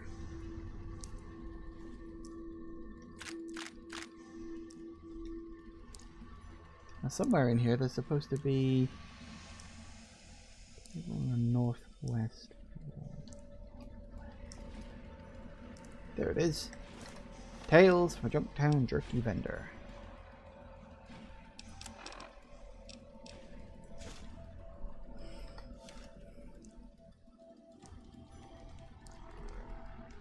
I get that, remembering the reason why you left and all. Same reason I don't replay some games, because I remember that's why I left. Yeah, sometimes you just have to put something down and walk away and move on and hope for something better elsewhere. That's kind of why I moved to Twitch. Like I said, I wish Twitch was moving a bit better, but at least there is movement. You know, I did YouTube for almost 2 years, I think, and got nowhere. It's like, you know, why should I waste my time doing something when I'm not getting anything back? You know, it's not like I was always just like, oh, I'm not making any money off of this. I didn't mind doing it for money. Well, okay, I did mind doing it for money, but I was willing to not earn anything doing it. At least at the start, you know, you've got to work your way up to that sort of stuff. That's fine. I didn't care about that. But at the same time, it was like, well, I've been doing this for long enough. Surely I should be further by now. You know, I figured I'd be further by now, but like it just doesn't matter anymore. And the other thing I find really annoying is that, like, I see other people starting channels and they like grow really, really quickly. And it's like, I don't understand what they're doing. I'm not. Like, we're doing the same thing. So why was I just not being advertised by YouTube? Is there some mark against me or something? I literally don't know. Kaboom!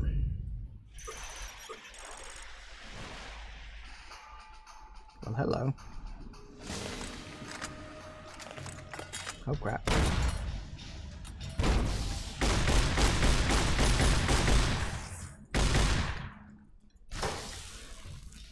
Because I'm not playing Fortnite? Well, you know, I did wonder that. Like, legit, that was something that did genuinely cross my mind.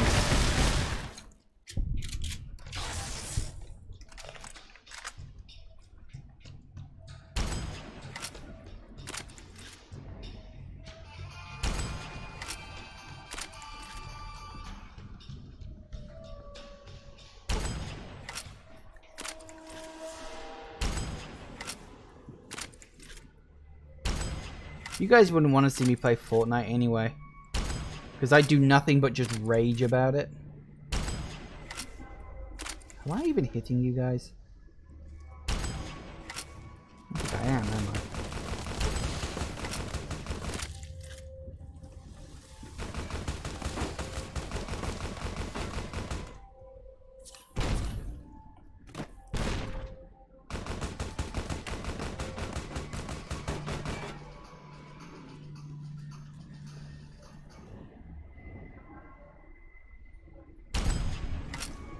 You.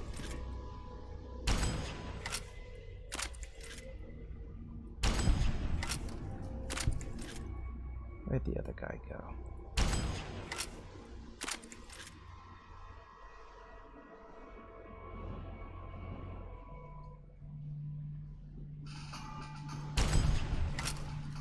Gotcha. One more of these over there.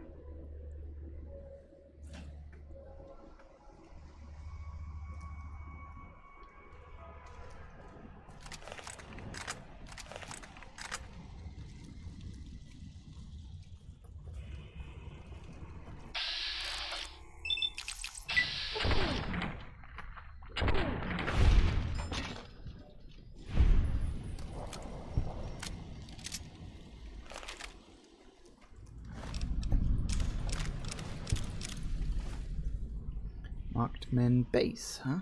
Hang on, marked men base. Nothing here. Well, nothing important anyway. Still, I'll have a quick look around.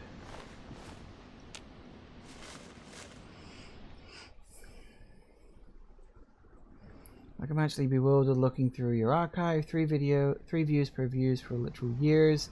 Even when I do videos, short span. 2011, I got 7 subs. Not showing off. I'm mocking you for it. The audience you recommended just hasn't been there. Yeah, I never got that. Like, I do wonder if, like, maybe because I was such an old account or something. Like, maybe because I'd been uploading videos for so long, YouTube had me marked as, like, archived as something, so it like never suggested my videos. I don't know if that's a thing. Like, it was always something I sort of wondered or suspected, but I mean, it's not like I could ever prove it or anything. But it was something I did wonder about. So I really don't know.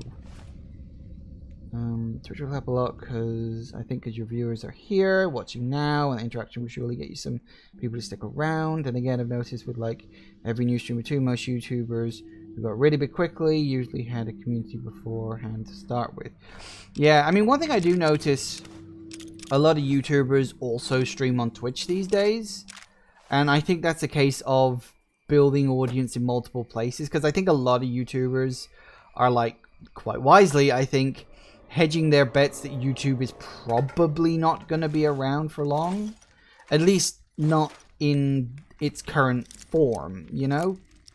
Like, I think YouTube will eventually change to the point where your ordinary person, like, you know, your non... I guess non-company type person, just like a person like you or me, or, you know, someone sat in their home making their videos, probably won't even be able to get on. You'll be able to use it, and you'll be able to like upload videos as like for your own personal use, but you won't be able to make money off of it. They'll draw a line, like they'll limit the number of videos you can put up, or, you know, they'll do something that just prevents people from just making money off of YouTube. I mean, I could be wrong. Maybe they'll keep trying to do the same business model, but I don't think they're going to. Because if you look at how much money YouTube doesn't make, that's the thing. YouTube has never been a successful business model, because there's too much that on YouTube that doesn't make them money.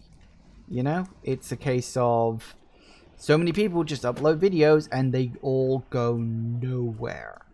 You know? So, yeah, it's one of those things.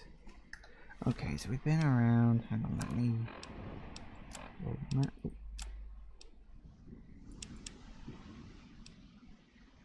Mark these off. Don't need them anymore.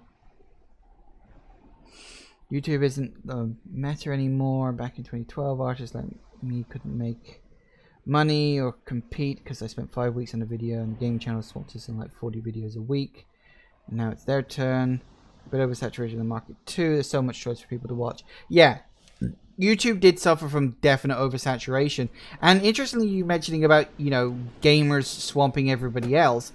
That was something that actually YouTube really did try to curb. Like at one point, gaming literally and completely took over the entire platform to the point where only gaming videos were ever being recommended to people because that's what their algorithm saw. They saw that they were popular videos, and so it would recommend them, and to the point where it was just a game. It basically became a gaming website for a few months while it was trying to sort all this out. And the thing is, it basically said gaming will not be recommended as much, and I don't think the gaming community on YouTube ever recovered from YouTube doing that to them. You know, it got to the point where you know, YouTube was pushing gamers down because it was scared of getting swamped by them, and it's never let them go, I think, because gaming is such a big thing on the platform. It's a really weird thing. And the thing is, the people who got popular before this push, before this sort of squashing of gaming, they're the ones who ended up getting really big on the platform now. And the ones who didn't, like me, are the ones who sort of have to languish in this sort of weird, nebulous, obscure limbo state. And yeah, oversaturation is a problem as well. But then that's a problem with anything, really. You know, the internet is a problem of oversaturation. Because when literally anyone on Earth can put something up on the internet in the hope of being noticed, it's oversaturation. That's the entire internet right now.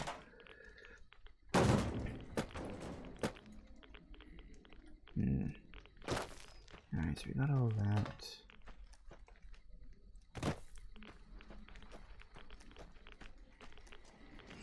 Alright, we can blow up this particular warhead. Say boom.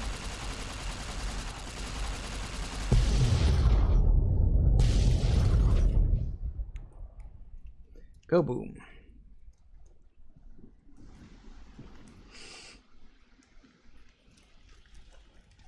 Did that actually do anything or change anything, or did it just blow up? No, I think it just blew up. Well, fair enough.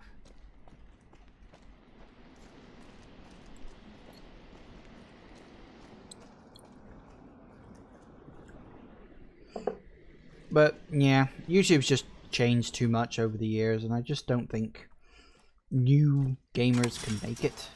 I mean, my most popular video on YouTube is a video that I made because I wanted to start doing like videos that weren't just gameplay. They were kind of podcasts, and they were me basically saying, hey, I've got thoughts, here's my thoughts, you know?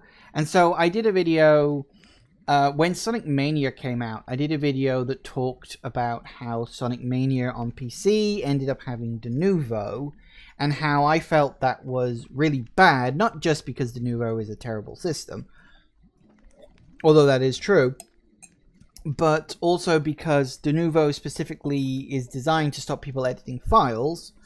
Editing files, you know, the inability to edit files means the inability to mod, and Sonic Mania owes its existence to the modding community.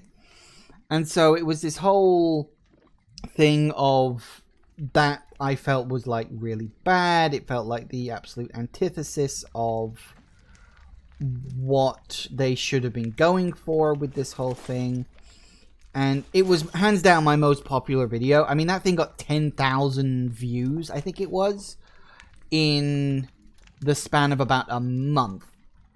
And that really shows what YouTube wants. YouTube doesn't want people just passively playing a game. YouTube wants news. YouTube wants drama, because drama drives views and opinions and all this other stuff. Anyway, there's another Ralphie poster. And we also got a Ulysses log over there. Emptiness here, like the sands of the Great Salt Lake, echoed. The beating in the divide sky, like storm drums of the White Legs, ran with them on the salt beds at Caesar's command. Cut the throats of the two-headed bear, cut all communities off. Use storm, sky, disease, fire, starvation, and the violence of the ignorant to ruin all who could. Might stand against him. But the White Legs, they couldn't live on their own like most scavengers, so gave them purpose, turned their hunger into a weapon.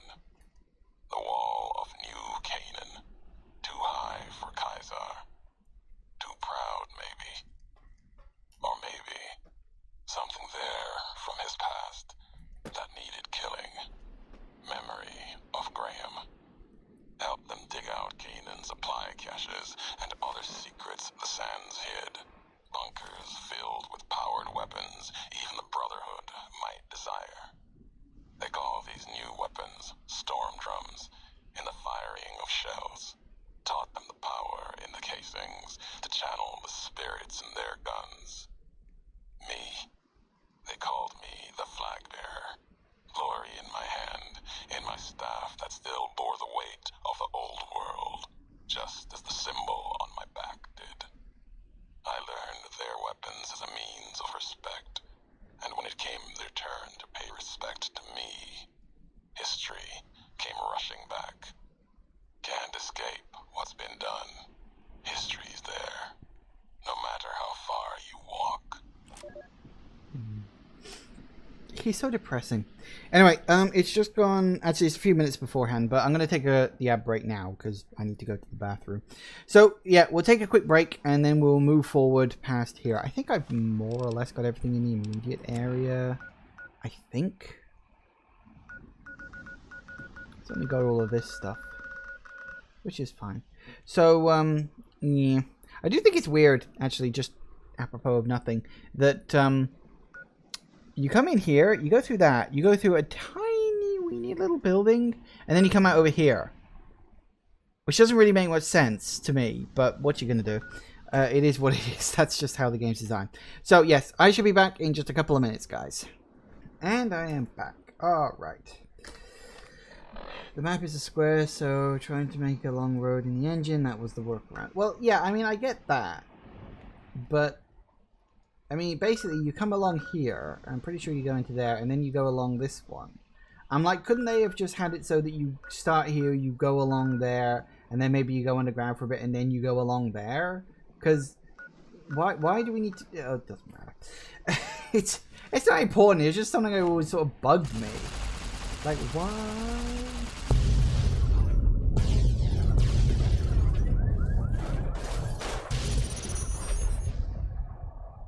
You're a little too destruction happy.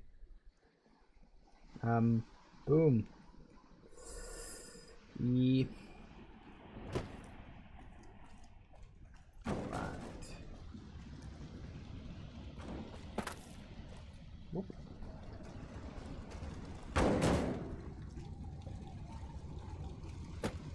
Alright.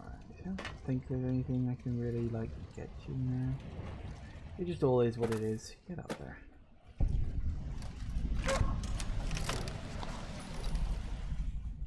Collapsed overpass tunnel entrance. Now I don't think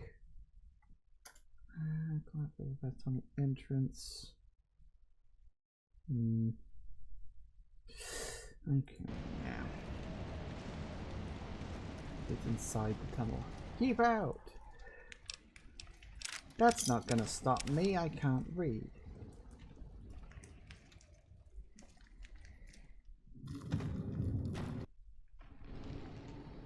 I don't believe it.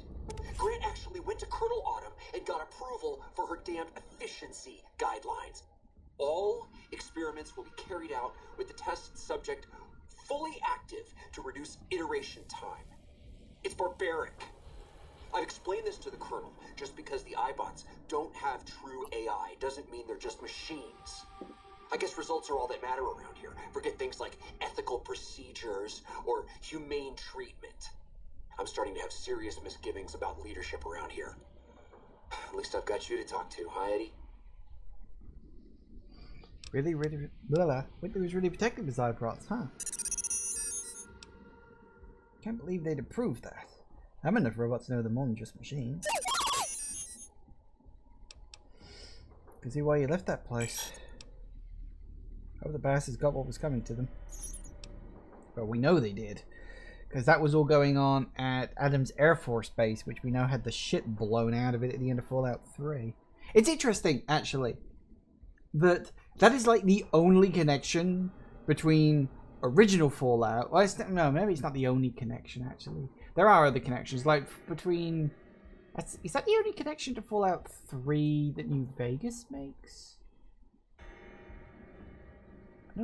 Well, although I suppose the Wasteland Survival Guide is the main item in the game. So, yeah, I suppose they did reference Fallout 3 a lot. Now people want to declare Fallout 3 non-canon. You can't! Alright, let's press on. We've got a lot of ground to cover. Yeah. Oh, yeah. Those things. The tunnelers.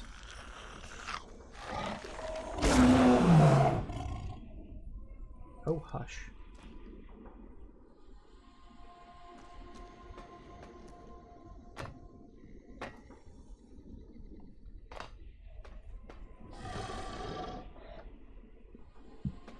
Try to make you scared and it just doesn't work.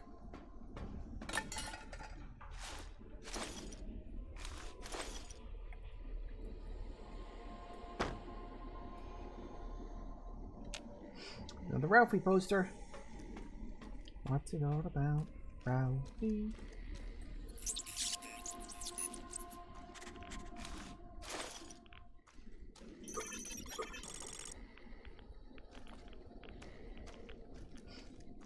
Somewhere around here, based on that.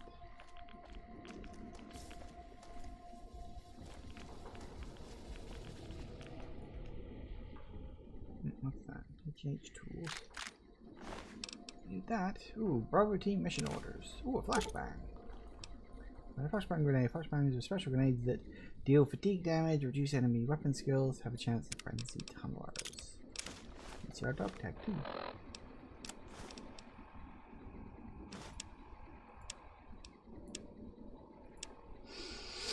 1600 of the Bravo team will conduct sweep and clear operations in advance of the main force. Early intelligence suggests the tunnels are only sparsely populated by small subterranean semi-humanoids which are easily cowed by bright lights and loud noises. Bravo team has been issued flashbang grenades for this purpose, expected to mean minimal resistance. Well, I bet that didn't work out well for you, did it? Lady Jane, one of the people the Garretts tell you to go after. If you are unable to convince her to give you all the captios, she points you to a location to go while she runs for it. The location of the site spawns in Caravan. One location has Lincoln's head attached from Fallout 3. Really? Well, how about that? How the hell did it end up here?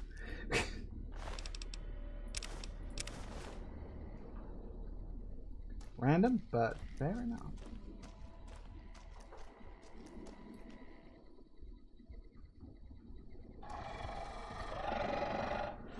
Yes, hello. You're very terrifying. I'm so scared.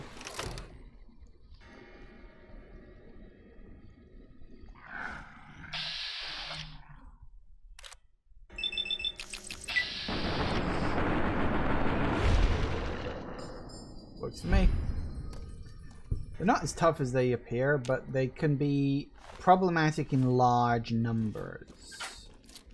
That's the real issue.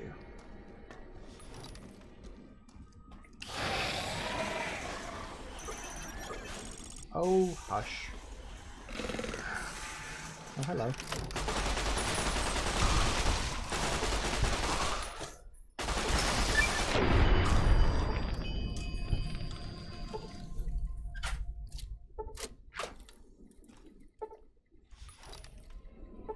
What did I earn? Critical strike, crippled. Yes, come on. Get to the part where you tell me what thing I just cleared. Oh, I completed 50 challenges, did I? Do damage with a submachine gun. Well, isn't that just lovely?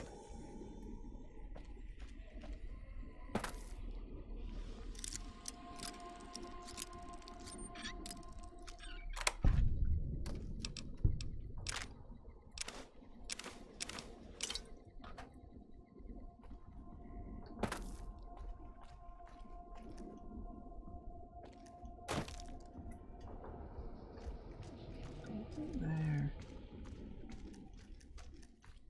Oh, a death claw. It's a dead death claw. So where was the radiation there? Why is there just a little bit of radiation there?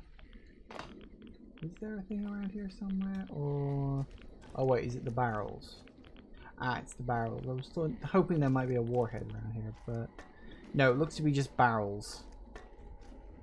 Barrels and barrels and barrels of radiation. Fair enough.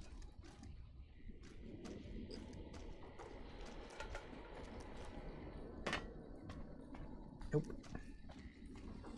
Can't do that. Ooh.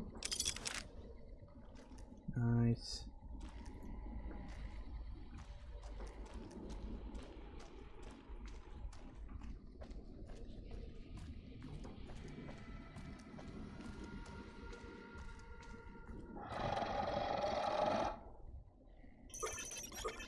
Oh, hush.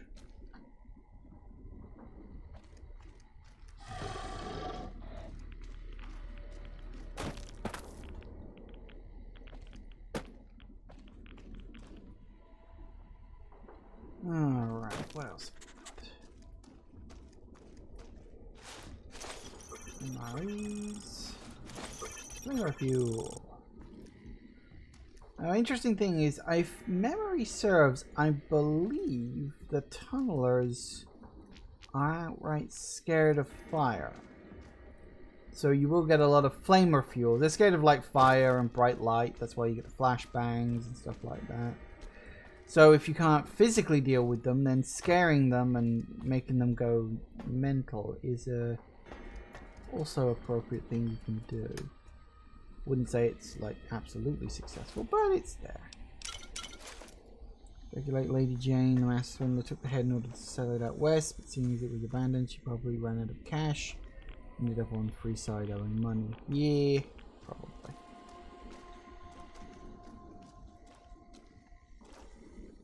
Mm-hmm.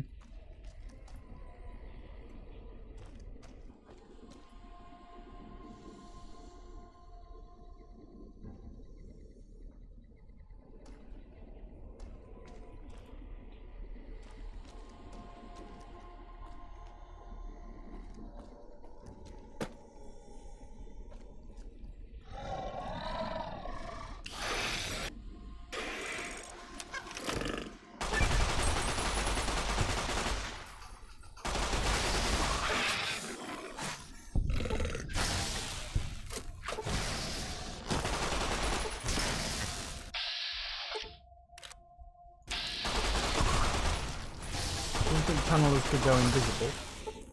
Can tunnelers go invisible? No, they can't go invisible, can they? Ow.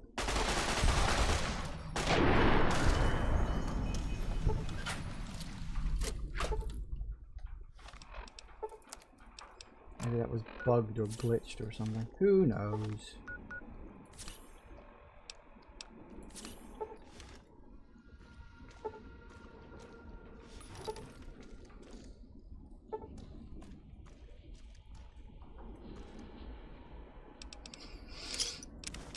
Alright. Good stuff. Good stuff. Get through there. The problem with this area is it's not hard to get lost. It's pretty straightforward, but it's hard to miss stuff. Because it's like there's a lot of little hidden nooks and crannies just dotted around all over the place. So it's very easy to miss something important if you're not paying attention.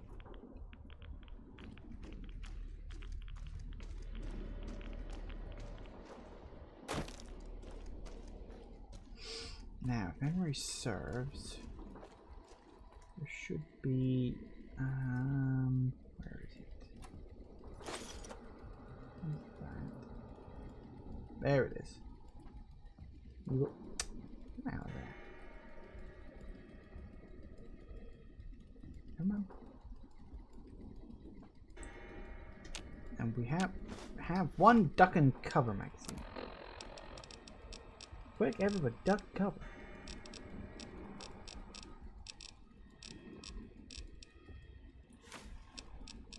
There we go. Alright, we can get rid of that one. Oh, and done. Okay.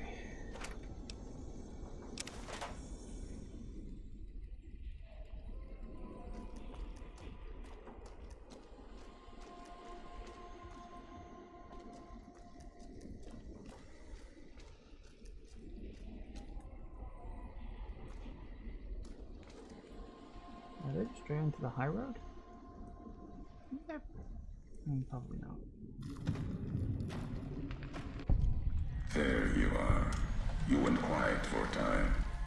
Knew killing the bear wouldn't prove easy. You and your machine. You survived. There's a lesson here in the Divide. Old world history about paving and intentions could teach the Republic a thing or two, if they listened. They have an idea of trying to do what's right, never quite getting there. Maybe you've seen it. Nipton. Elsewhere. You've got a better way? Yes, and any courier could tell you the same. See it everywhere. The bear.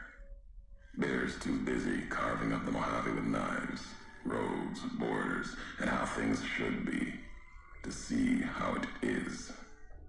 They're stretched thin, can't protect their front lines, their towns. Think paper's power, radio means control.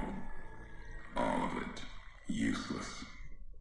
No matter now, Bear couldn't hold the Divide.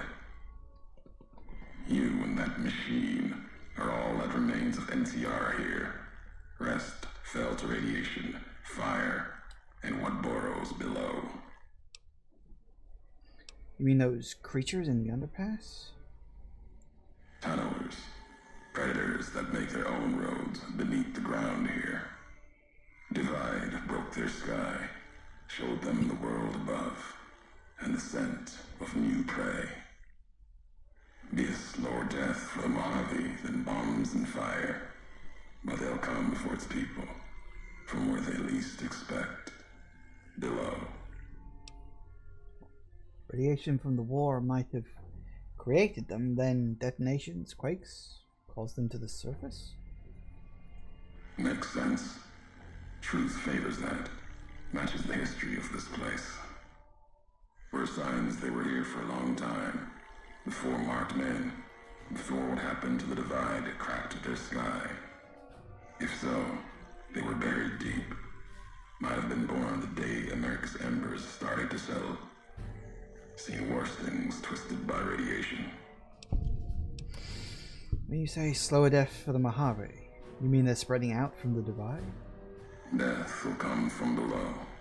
In the Divide, need to watch the sky and the ground.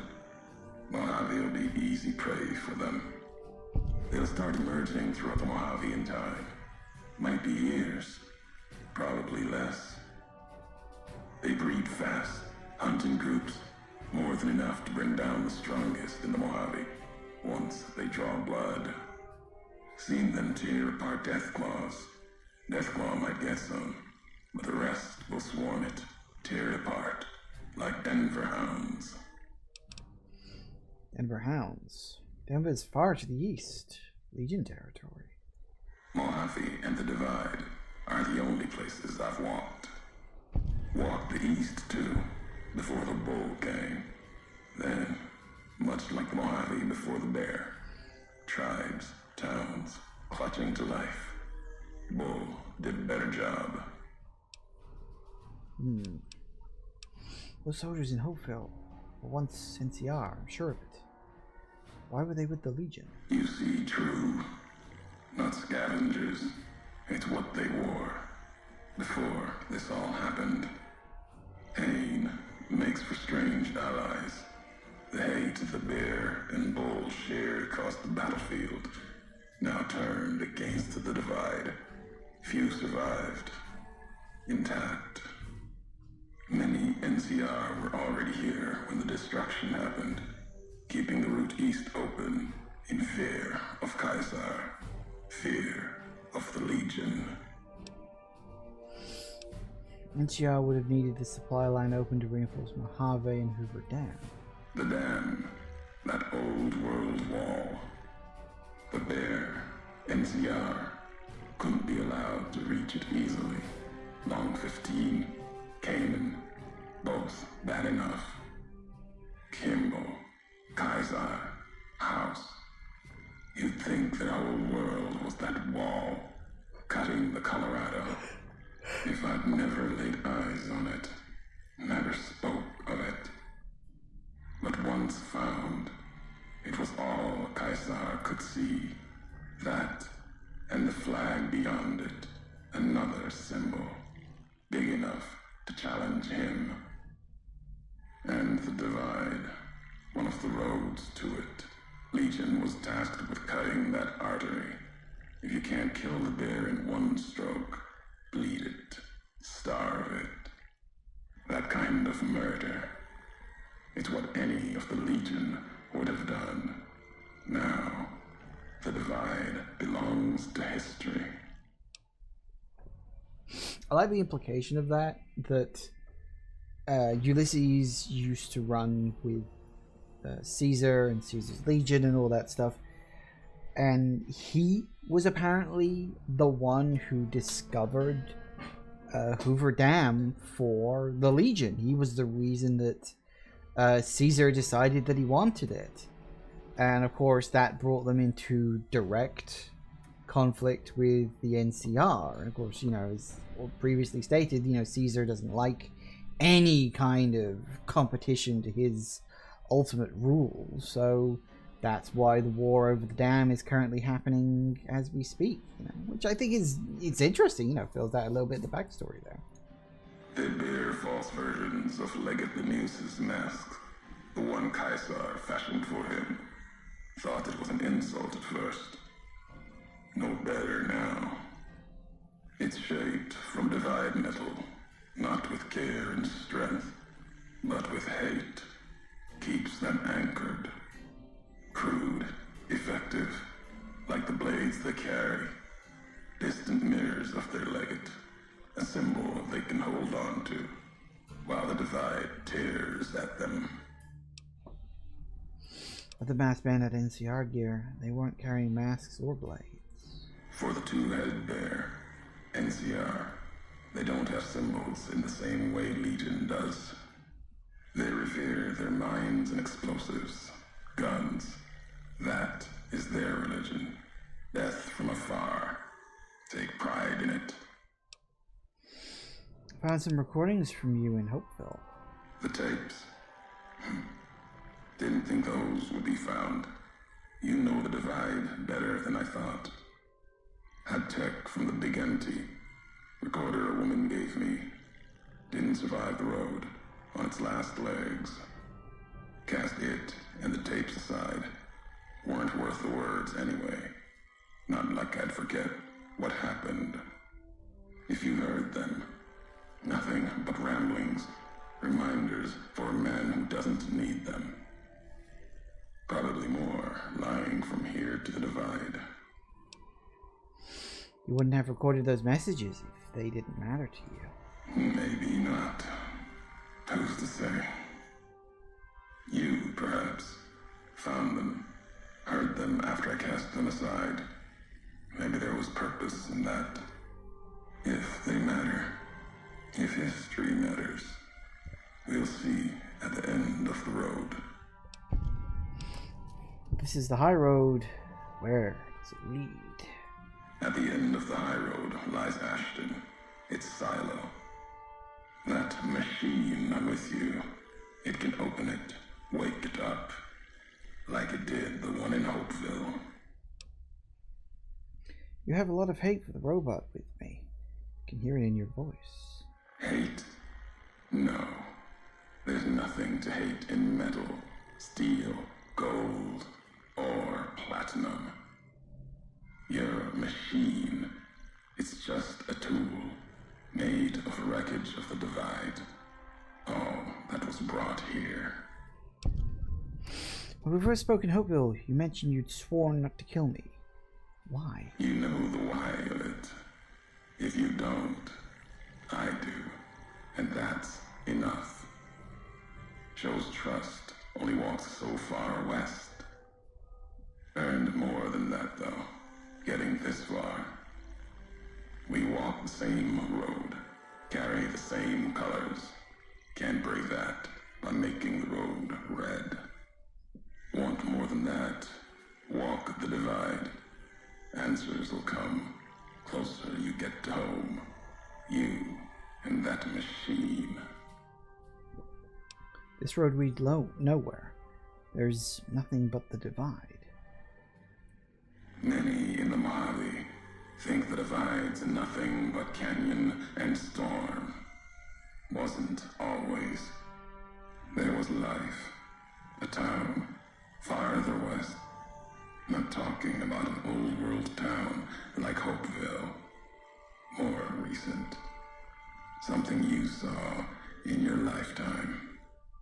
It had the name, the Divide, too.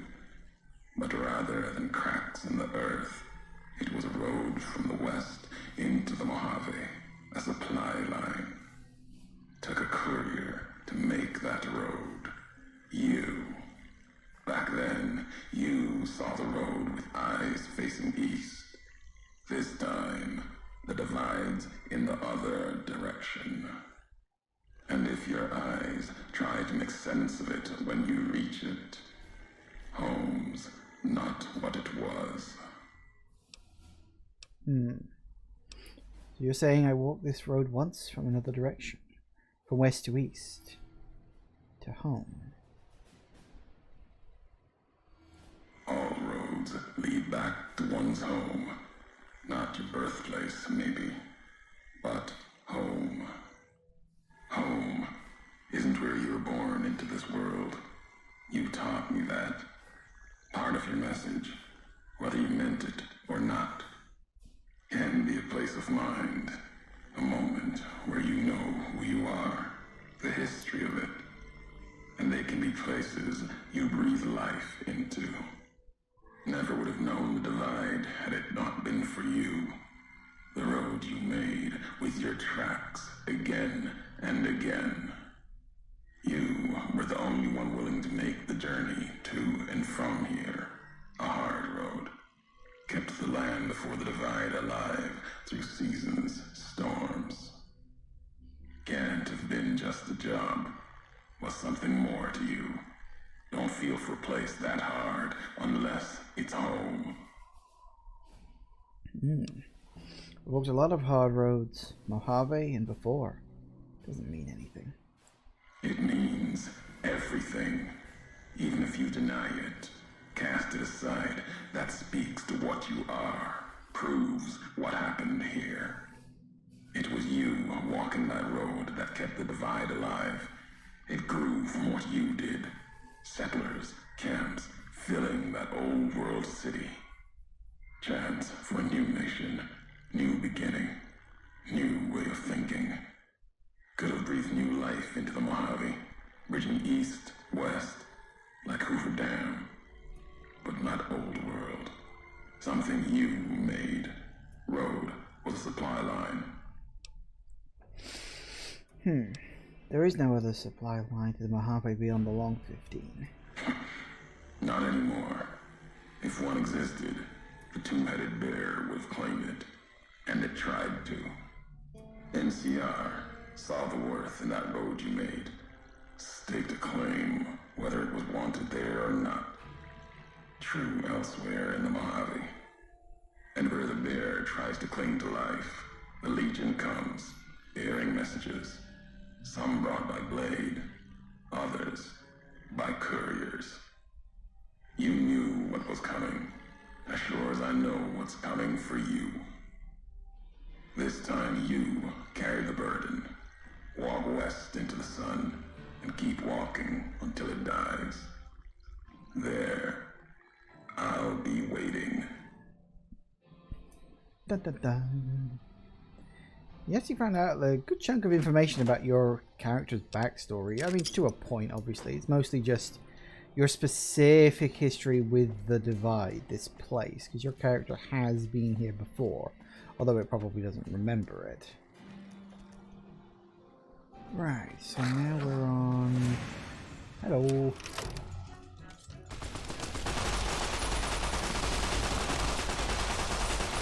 And... Oh, hello. Oh yeah, that's right, I forgot that Augment can regenerate, can't they?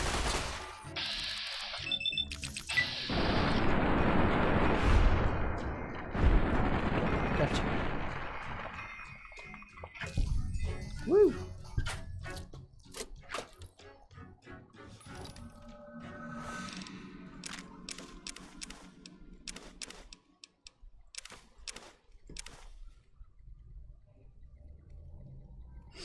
Wonder if Ulysses knows anything about you being shot in the head, or just thinks you're ignorant.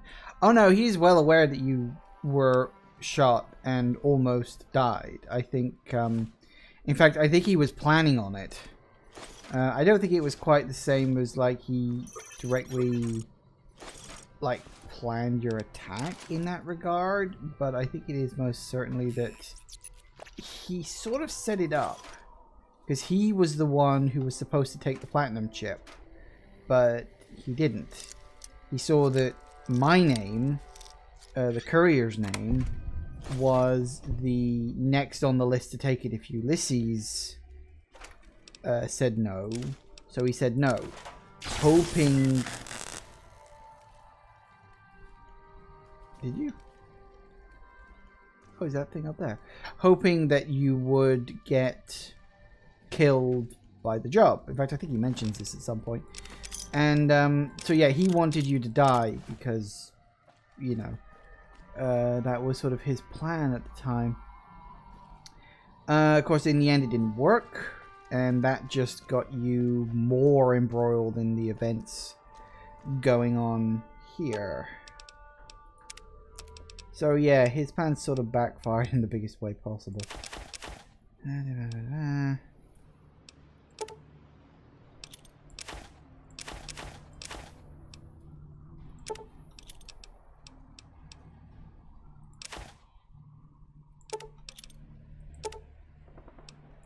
Wow, really? Okay.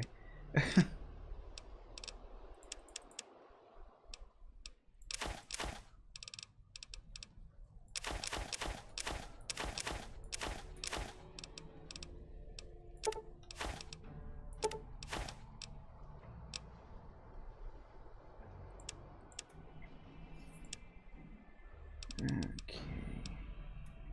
Satchel charges.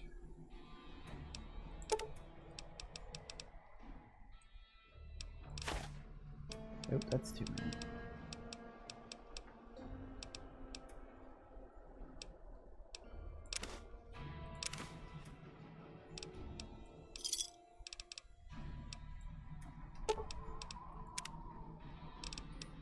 Let's top these up. That one, that one, and that one. I don't really need to top that up.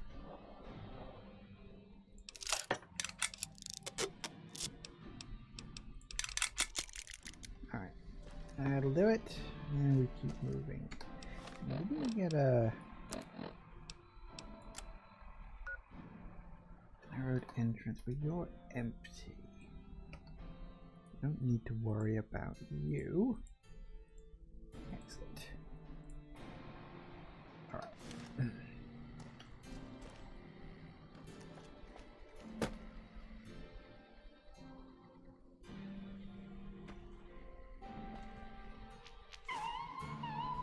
Oh, shush.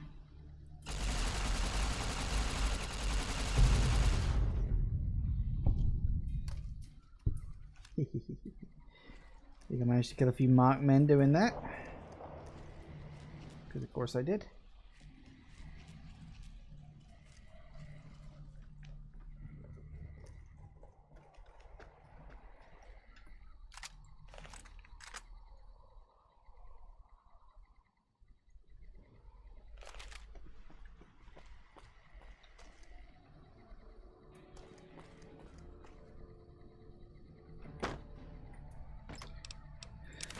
More money, nothing else in there.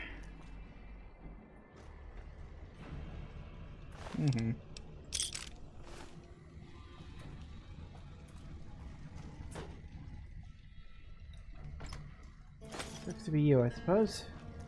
Serves you right for standing next to an explodable warhead.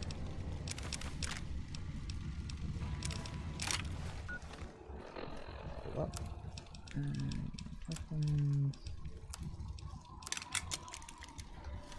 frightens abominations. Yes, yes it does. That's one of the reasons why it frightens tunnelers. I think it frightens all forms of abominations, which also includes ghouls, by the way. Feral ghouls, obviously. I'm pretty sure it frightens them too.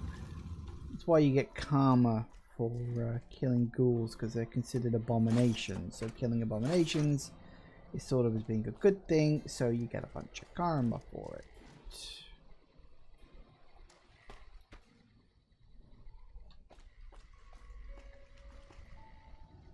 Yes. You can't get in there, can you? Can you?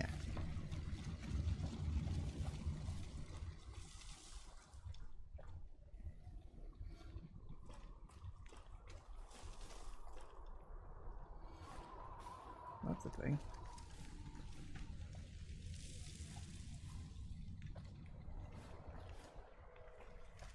Hello. Ow.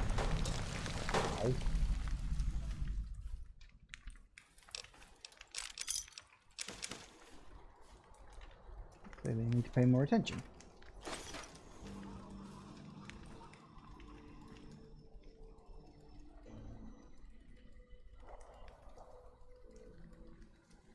Okay then. Any more? Oops, or was it just that one? I hope it was just that one. This is called the Crow's Nest. No skill books here at least, so that's something. But we do have a Ralphie poster. And another Ulysses log. He likes being in high places, it makes him feel more important. Big, empty. There's something hidden there. A crater. Past wind and sand. So deep in the desert, there's no turning back. Finding the crater was an accident. Was following the weather patterns. The divide sky torn like that. Man's violence, not nature's. That violence in the sky had a source. Tracked it. Like following a river current. Left the colors to mark my way, like always. In case someone finds them, learns the pattern. The courier might. But I thought sand and wind would never end. Came to the crater. And there was an old world facility. A weather station at the edge. Still raking the sky with electricity and generators. And beyond it, saw the rest of the old world hell there, all carved up like garden plots. Had to see what was there, couldn't leave it be. Things asleep in the big empty, the Brotherhood woke them up. Can't move quiet any more than the two-headed bear can. And when they woke up, it was like all of history waking up at once. Almost didn't make it out. Almost. Left with answers I never intended.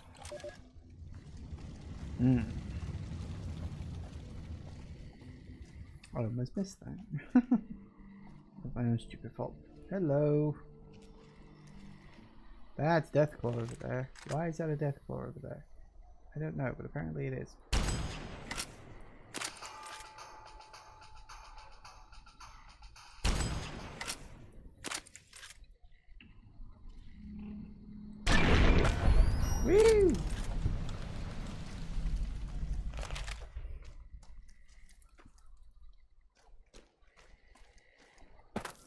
Now, is this... Yes, I think it is.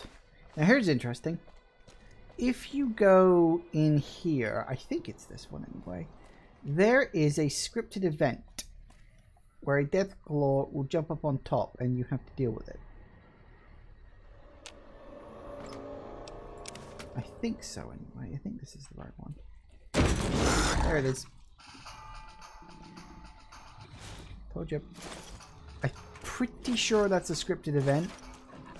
Like it's guaranteed to happen.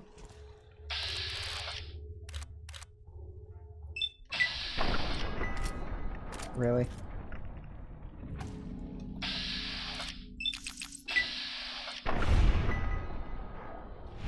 Right. I think he's currently too busy trying to find Eddie at the moment. Fine by me. Woo! Ah, hello.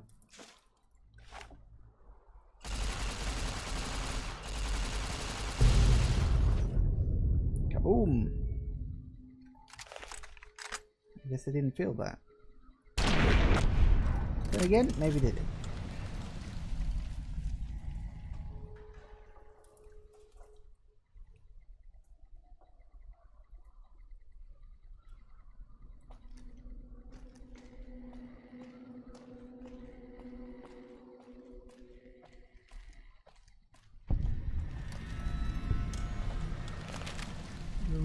Highway interchange. Nothing significant here either.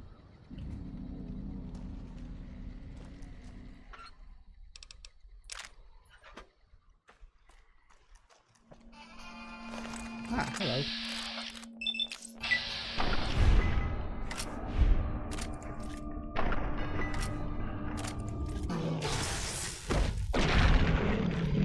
Hold up. I was hoping you could polish that thing off. Save me wasting another shot. God, you don't have to get an awful lot of MREs.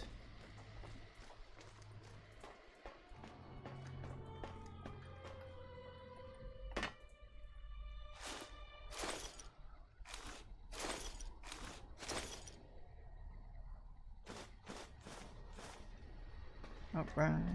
No posters or anything. Nope. Don't look like it.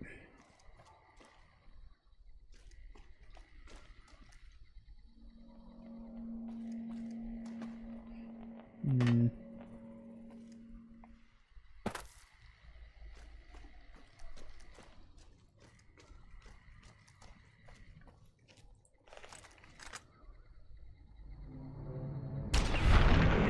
Ooh. Good shot.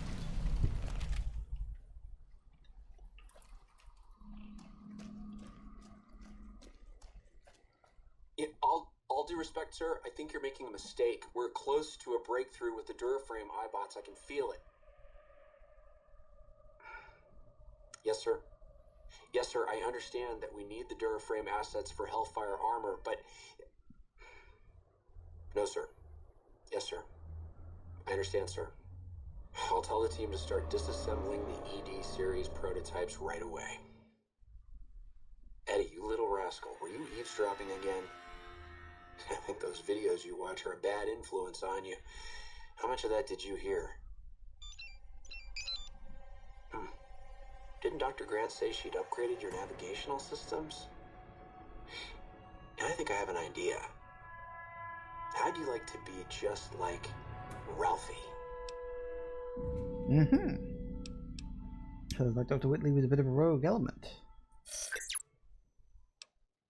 You record everything that's said around you? That's a yes. Really? Well, I better be careful what I say around you, huh?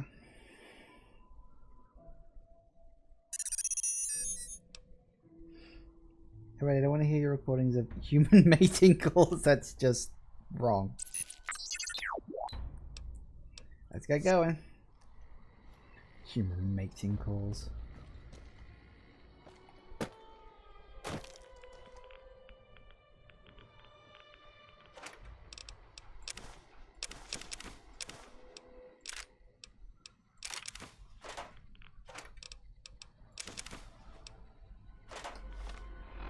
Alright, so we should be able to use that to... where was it? Fully repair up the flare gun. That's nice.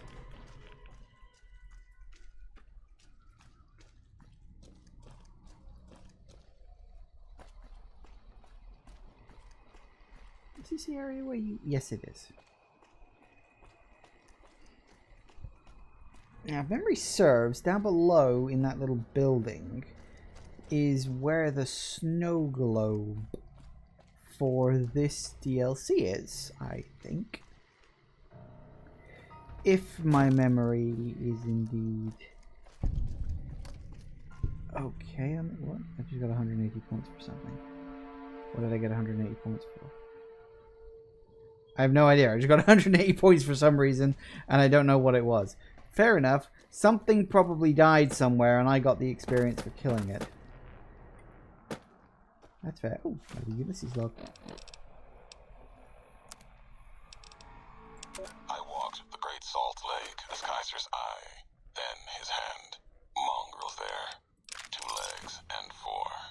Saw the walls of New Canaan as the scavengers circled. Had the strength or fire to take. Too high, too strong. White legs. They were born for war. They run to it, hungry for battle. Yet their hunger is to be a part of history, something larger. Like the Legion, as always, brought them a message from Kaiser.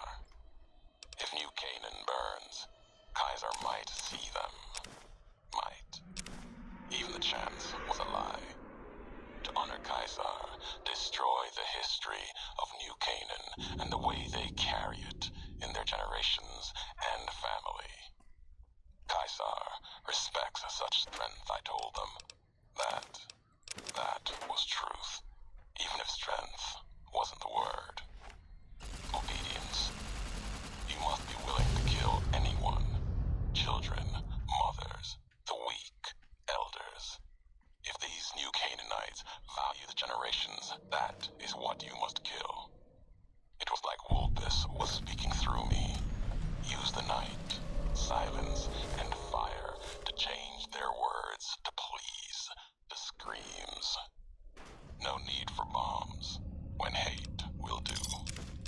I asked the White Legs to destroy a people with ancestry going back thousands of years. Another death of history, lost to time. The New Canaanites. Blind medicine. Food traded with others. Civilization. A hand from the past. Not history. But maybe a past deeper. Farther than that, to a place where this God really exists. If so, his handiwork and people belong elsewhere. Not in this place. Another symbol like bear and bull, with no meaning in the present.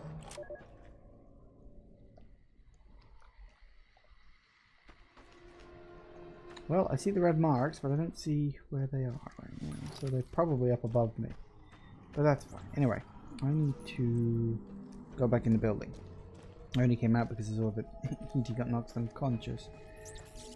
Which I wasn't going to just allow unpunished. I'm going to digest, and there it is. There is the snow globe.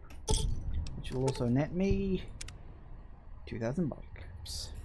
Awesome! And that's my full lot too. Yay! Caps in there too. Good, good, good, good. And that's the junction 17 rest stop. Boom. Alright. Yes, hello Edie, I know you're there. Beeping away at me happily. I don't know why you're so happy, but apparently you are, so what you can do.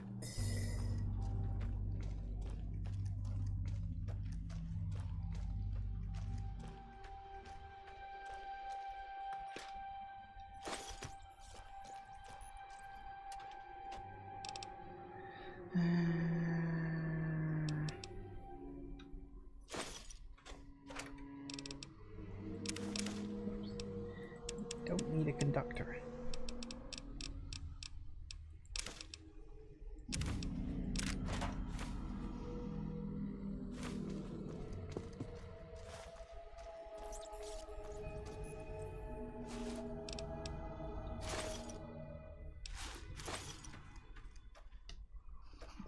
Ralphie.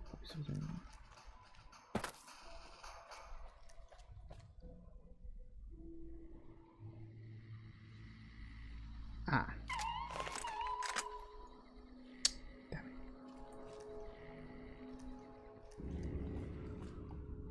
it. Can I get up on top of that?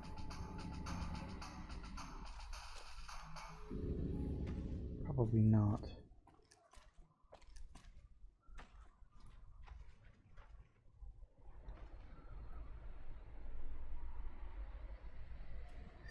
Well, that's something I'll have to do with in a moment. Work out the way up on here.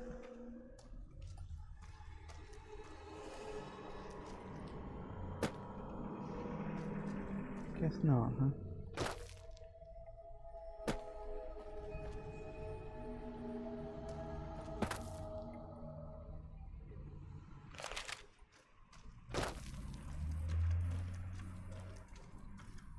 I think I can invisible wall there. Shush.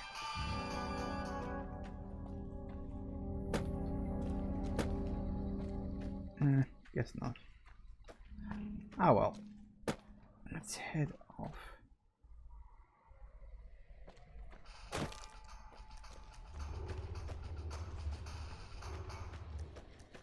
Mm-hmm.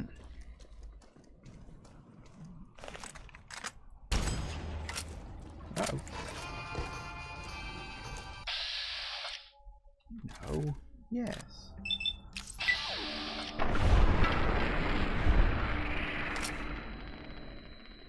Well, that's gonna hit the wall, isn't it?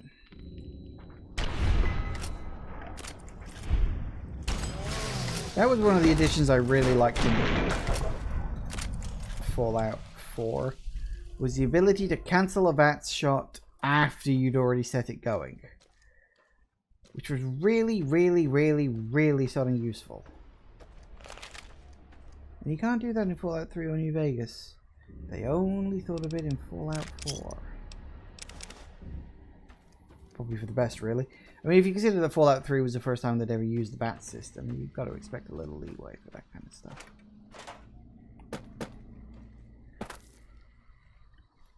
Huh.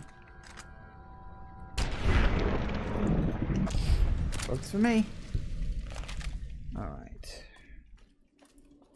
Alright, so we grab the snow globe. So we're off.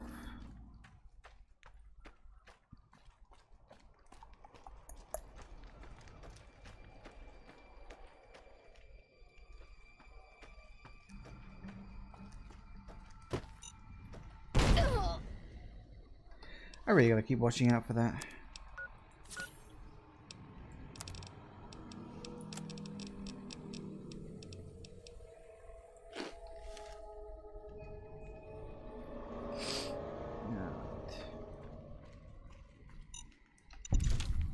Gotcha.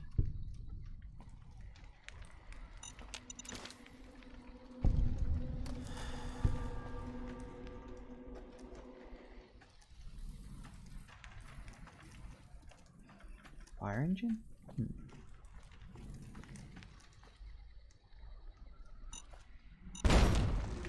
God damn it.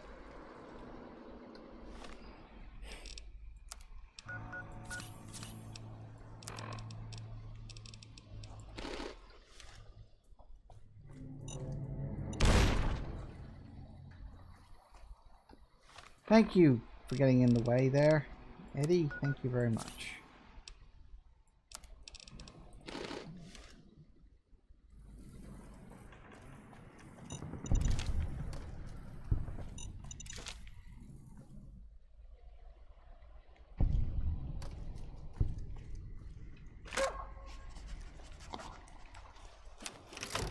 Right.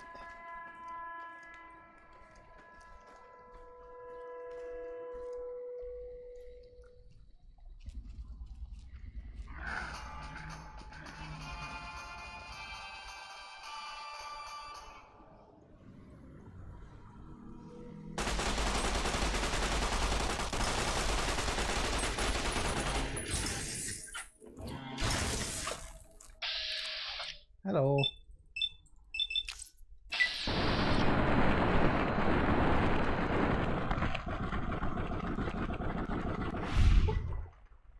Yay! I gained the marked perk apparently. I think I get that for like killing a certain number of named people.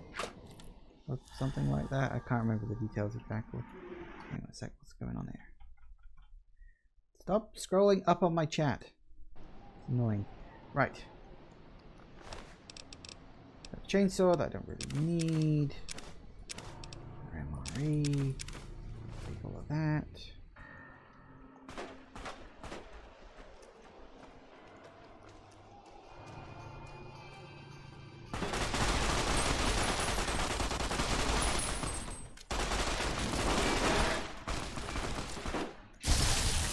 Thank you.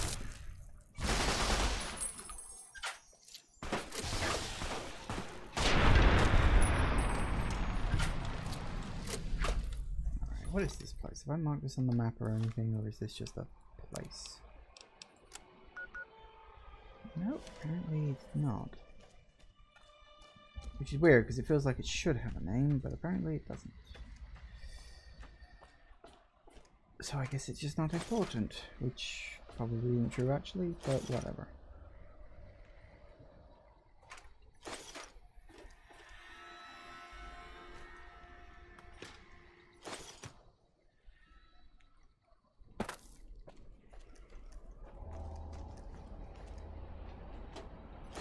Oh, why the hell did I do that for?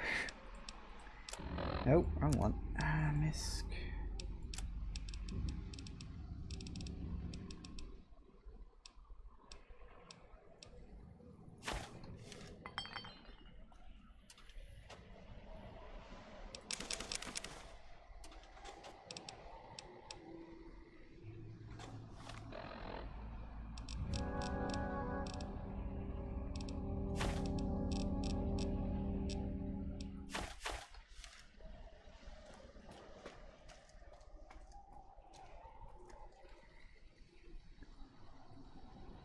Nope.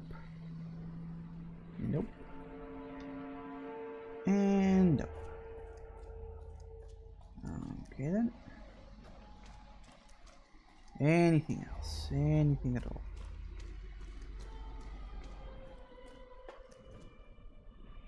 Nothing down there. Check inside this little area. Bound to be something here. Well, I would hope.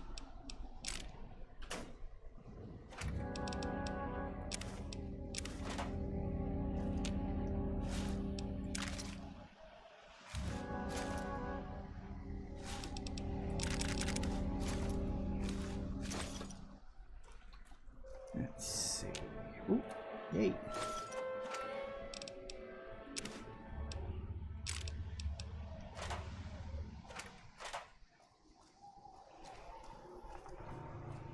Alright, what else we got? Foods. Speaking of which.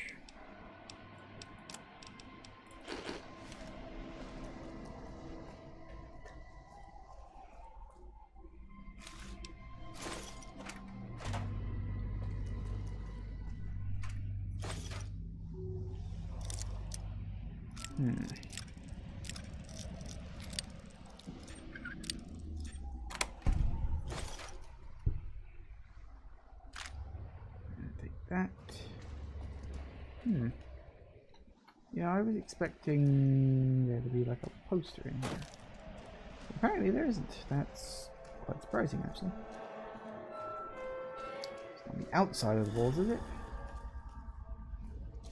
Nope, no posters there either.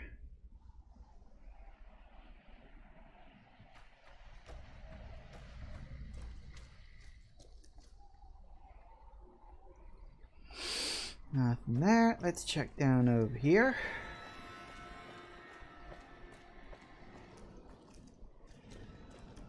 Huh.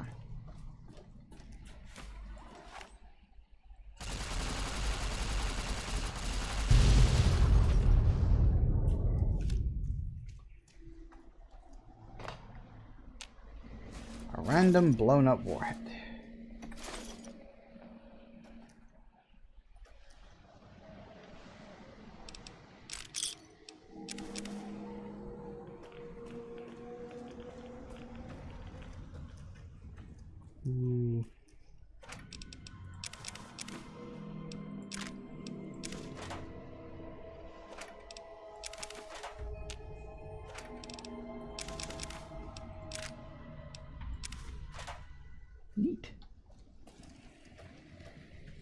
really think I needed that stuff, but, well, I guess it's nice to have it anyway. That reminds me, I do need to take a rat away. Because there are a lot of rats kicking around.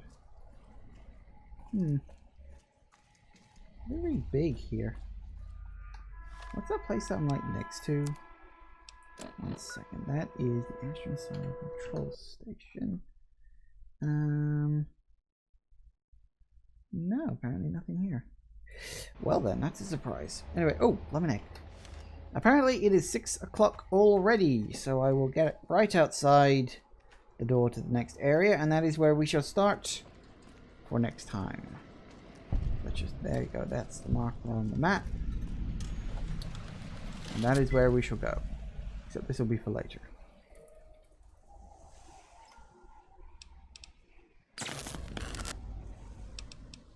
Nails.